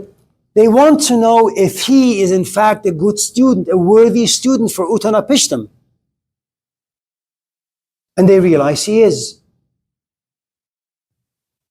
They say to Gilgamesh, you need to find this woman named Siduri. Now, Siduri is a cosmic barmaid. She gets people drunk. It's a Turkish tradition. Do not go out with a man. Spend 5 or 6 months or years with him to figure out who or what he is. Next time a man comes to you giving you his number, take the easy path, which is the following. Take him to a bar, get him drunk. When he gets drunk, all of his buffers, barriers, bumpers, history will reveal themselves. Now you can sit back and observe this man. He's no longer civilized. All the inhibitions are gone. Now he can come out and be who and what he is. And if you like what you see, he is a keeper. Most often people are not. Because being drunk reveals what a savage life has turned him into. Okay? Siduri gets him drunk. Now he has to wait for 3 days and 3 nights for Siduri to enter. Siduri gets him drunk and then asks, Gilgamesh, this is sacred grounds. What are you doing here? And again, he goes and tells the story. You need to remember where you've come from and why your life didn't work out too well for you, why your past is meaningless. Teachers need to know that you are before them naked. You have no attachments. You are ready to learn. For those of you in this class who've been to therapy, you know exactly what I'm talking about. After 6 or 7 or 8 months of therapy, now you begin to trust your therapist. Now you begin to have faith in your therapist. Now you begin to look at your therapist as someone who can actually help you. Now you open up. Now you actually have ears that can listen. Okay? Now that doesn't mean you can actually act on the things you listen. You can just listen for now. Siduri gets him drunk, asks him the same questions, and Gilgamesh repeats. I was an awful human being. I fell in love. My friend died. Life spares no one. I am looking for the man who has found the answers to human spiritual dilemma. There is a man, he's a boatsman. His name is Urshanabi. Go to him. He waits for this man. He gets on the boat. And one of the things that this man tells him, this boatsman, as we go across the waters of death, do not look at the water. Do not touch the water. If you want to have a relationship with me, do not think about your ex. Your ex is the obstacle. Do not think about the waters of death, i.e. life. Your physical life, emotional life, intellectual life, they're no good. Eventually, he gets to this man, Uttanapishtim. Uttanapishtim says, what are you doing here? I came all this way to find you. I know you have wisdom. Give it to me. Fuck you. No. Give it to me. I am a worthy student. No, you're not. Just because you've made this journey, just because you've traveled all the way from America to India, it doesn't mean that you're a worthy student for a teacher. Okay? I'll test you, Uttanapishtim says. If you're able to stay awake for 6 days and 6 nights, then I'll give you wisdom.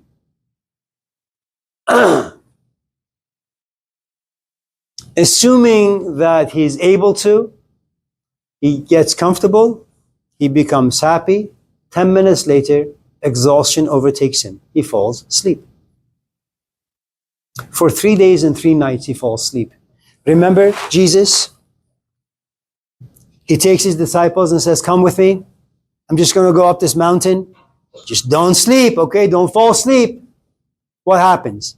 10 seconds later, they're all asleep. He comes back down and says, you guys are pieces of shit. Couldn't you stay awake for 10 minutes? What's wrong with you people? Right?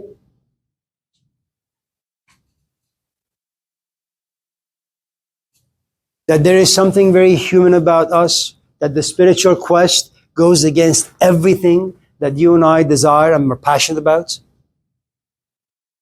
That this journey is really only for a select few. Eventually he wakes up and King Uttanapishtim looks at him and says, no, you're not a worthy student, get lost. Mrs. Uttanapishtim comes forth, pinches her husband and says, God damn it, why are you so mean? Tell him the secret. And the king says, okay, go to this river. There is this plant of immortality, like this apple tree in the Garden of Eden, or wheat in the Quran. Okay? Eat this plant, and then you will find wisdom. And wisdom will make you immortal. And Gilgamesh goes, finds this river, dives down, finds the plant, puts it in his pocket, says, I'm going to go back to town and eat this plant when I'm in town. But I can't go like this, he says. He takes off his clothes. He's butt naked. He goes for a swim to wash off a little. As he's coming out, there's a snake that has the plant in her mouth. As the snake eats the plant, sheds her skin. And so just in case you see medical symbol of a snake, which comes from Egypt, has healing qualities. If you want a new life, you have to get rid of the old skin, the old life. It doesn't work otherwise. If you want to have a healthy, meaningful relationship, get rid of your assumptions about relationships. As long as you have your infantile assumptions, you will never be in a healthy one. It's not possible. Gilgamesh eventually goes back to town. He doesn't have the plant. He talks to people. And do you know why he doesn't eat the plant? What's the use of you being immortal all by yourself? Wisdom is meant to be shared. Immortality is meant to be shared. Remember the saying in the gospel? If you have a lit lantern, why the hell would you want to put a blanket over it? You want to remove the blanket. You want to share the light with everyone. Gilgamesh knows that civilization robs people of vitality, of excitement, of inspiration, of life. He only comes to realize no one has the capacity to hear his stories, to listen to his stories. So you know what he does? He writes his stories on the wall. And that's the other thing you need to understand. Wisdom is non-negotiable. You can't transfer wisdom to another human being. Now, you may intuit that someone has wisdom. You may find their presence enjoyable, beneficial, fruitful, nourishing. That person can only shelter your depression, your loneliness for so long. Eventually, that person is going to drive you out so you can seek wisdom on your own. But now you have tools.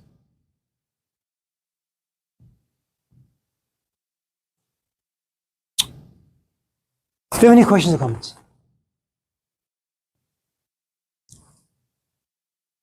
About Gilgamesh, seeing how he abused his power.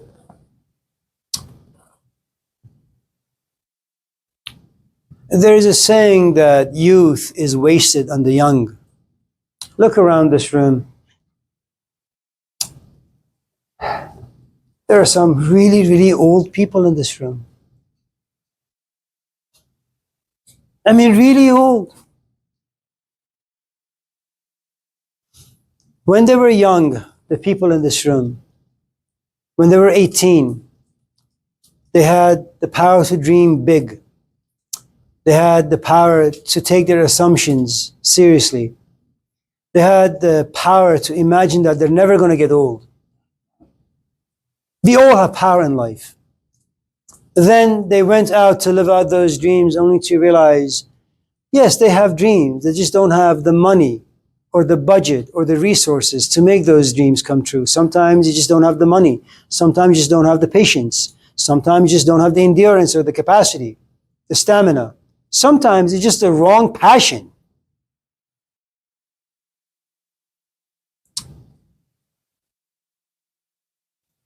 I think all of us have power. And I think all of us have become intoxicated with what little power we have in our life. And I think like Mike Tyson, we use that power in the wrong way. And then the light goes on. Something about you clicks. And then you begin to use this power in a different way. Some people have the power of having a great look. They're just very, very beautiful. Like a Brad Pitt. Like a Miley Cyrus. Like all the people who live in Hollywood.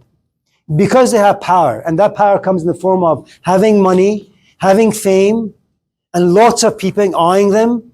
Which means that that power forces them to never take any relationship seriously. And before you know it, a Brad Pitt, a great looking guy who was 19, now he's like 50, close to being 60. Is he married? No. Does he have kids? Yeah, but he's a loser. He's an alcoholic. Nothing wrong with any of those things. But it takes time for you to be able to tame power. There was this movie with Robert Redford and Johannes something. You know, the woman who played in the movie Lucy. So there is this horse, okay? The horse gets injured because he gets hit by a truck and scarred. This horse is intoxicated with anger. He doesn't allow anyone to get close to him. He doesn't allow anyone to touch him. He doesn't allow anyone to look at him. He's enraged. He's angry. And he expresses that anger. Okay? Now, it's not that the horse doesn't want to be touched. It's not that the horse doesn't want to be caressed. He wants all of those things. But he has lost his ability to trust and to love and to be close and to be intimate. If you watch that movie, how it unfolds, the anger that lives inside the horse is slowly tamed by the horse whisperer, i.e. Robert Redford. Okay? He just grabs the rope and plays with the rope by the horse. The horse kind of jumps up, expresses anger, and that's it. That's all he wants to do for the first 10 minutes of this relationship.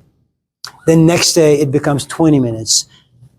Day after, it becomes 30 minutes. Then he actually goes near the horse, sits by the horse, that I'm not here to threaten you. Little by little, the horse is tamed. The anger is tamed. Once anger is tamed, the memories come back. I can trust. I can have faith. And then comes the owner, this tiny little girl. Now she sits on the horse. And the truth is, this is what happens to all of us. Whenever you have any kind of power, whether it's negative or positive, it takes a long time for you to understand it. Until that point, you have no choice but to abuse the power that you have. You know, you have the power to sit and journal, but because you're stupid, you just don't know how to think about things the right way. And you keep wasting ink, you keep wasting time, you keep wasting notebooks. Then all of a sudden, after 10, 15, 20 years, you really learn how to think about things the right way. Now you journal.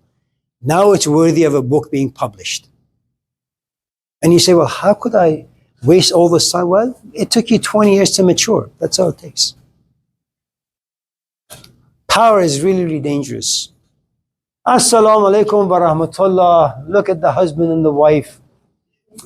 You're a good man, always walking behind the powerful person. Well, it's good to see all of you. Thank you. We'll talk some more. Come with questions tomorrow if you have any. Get home safely. Thank you. Thank you. Assalamu alaikum.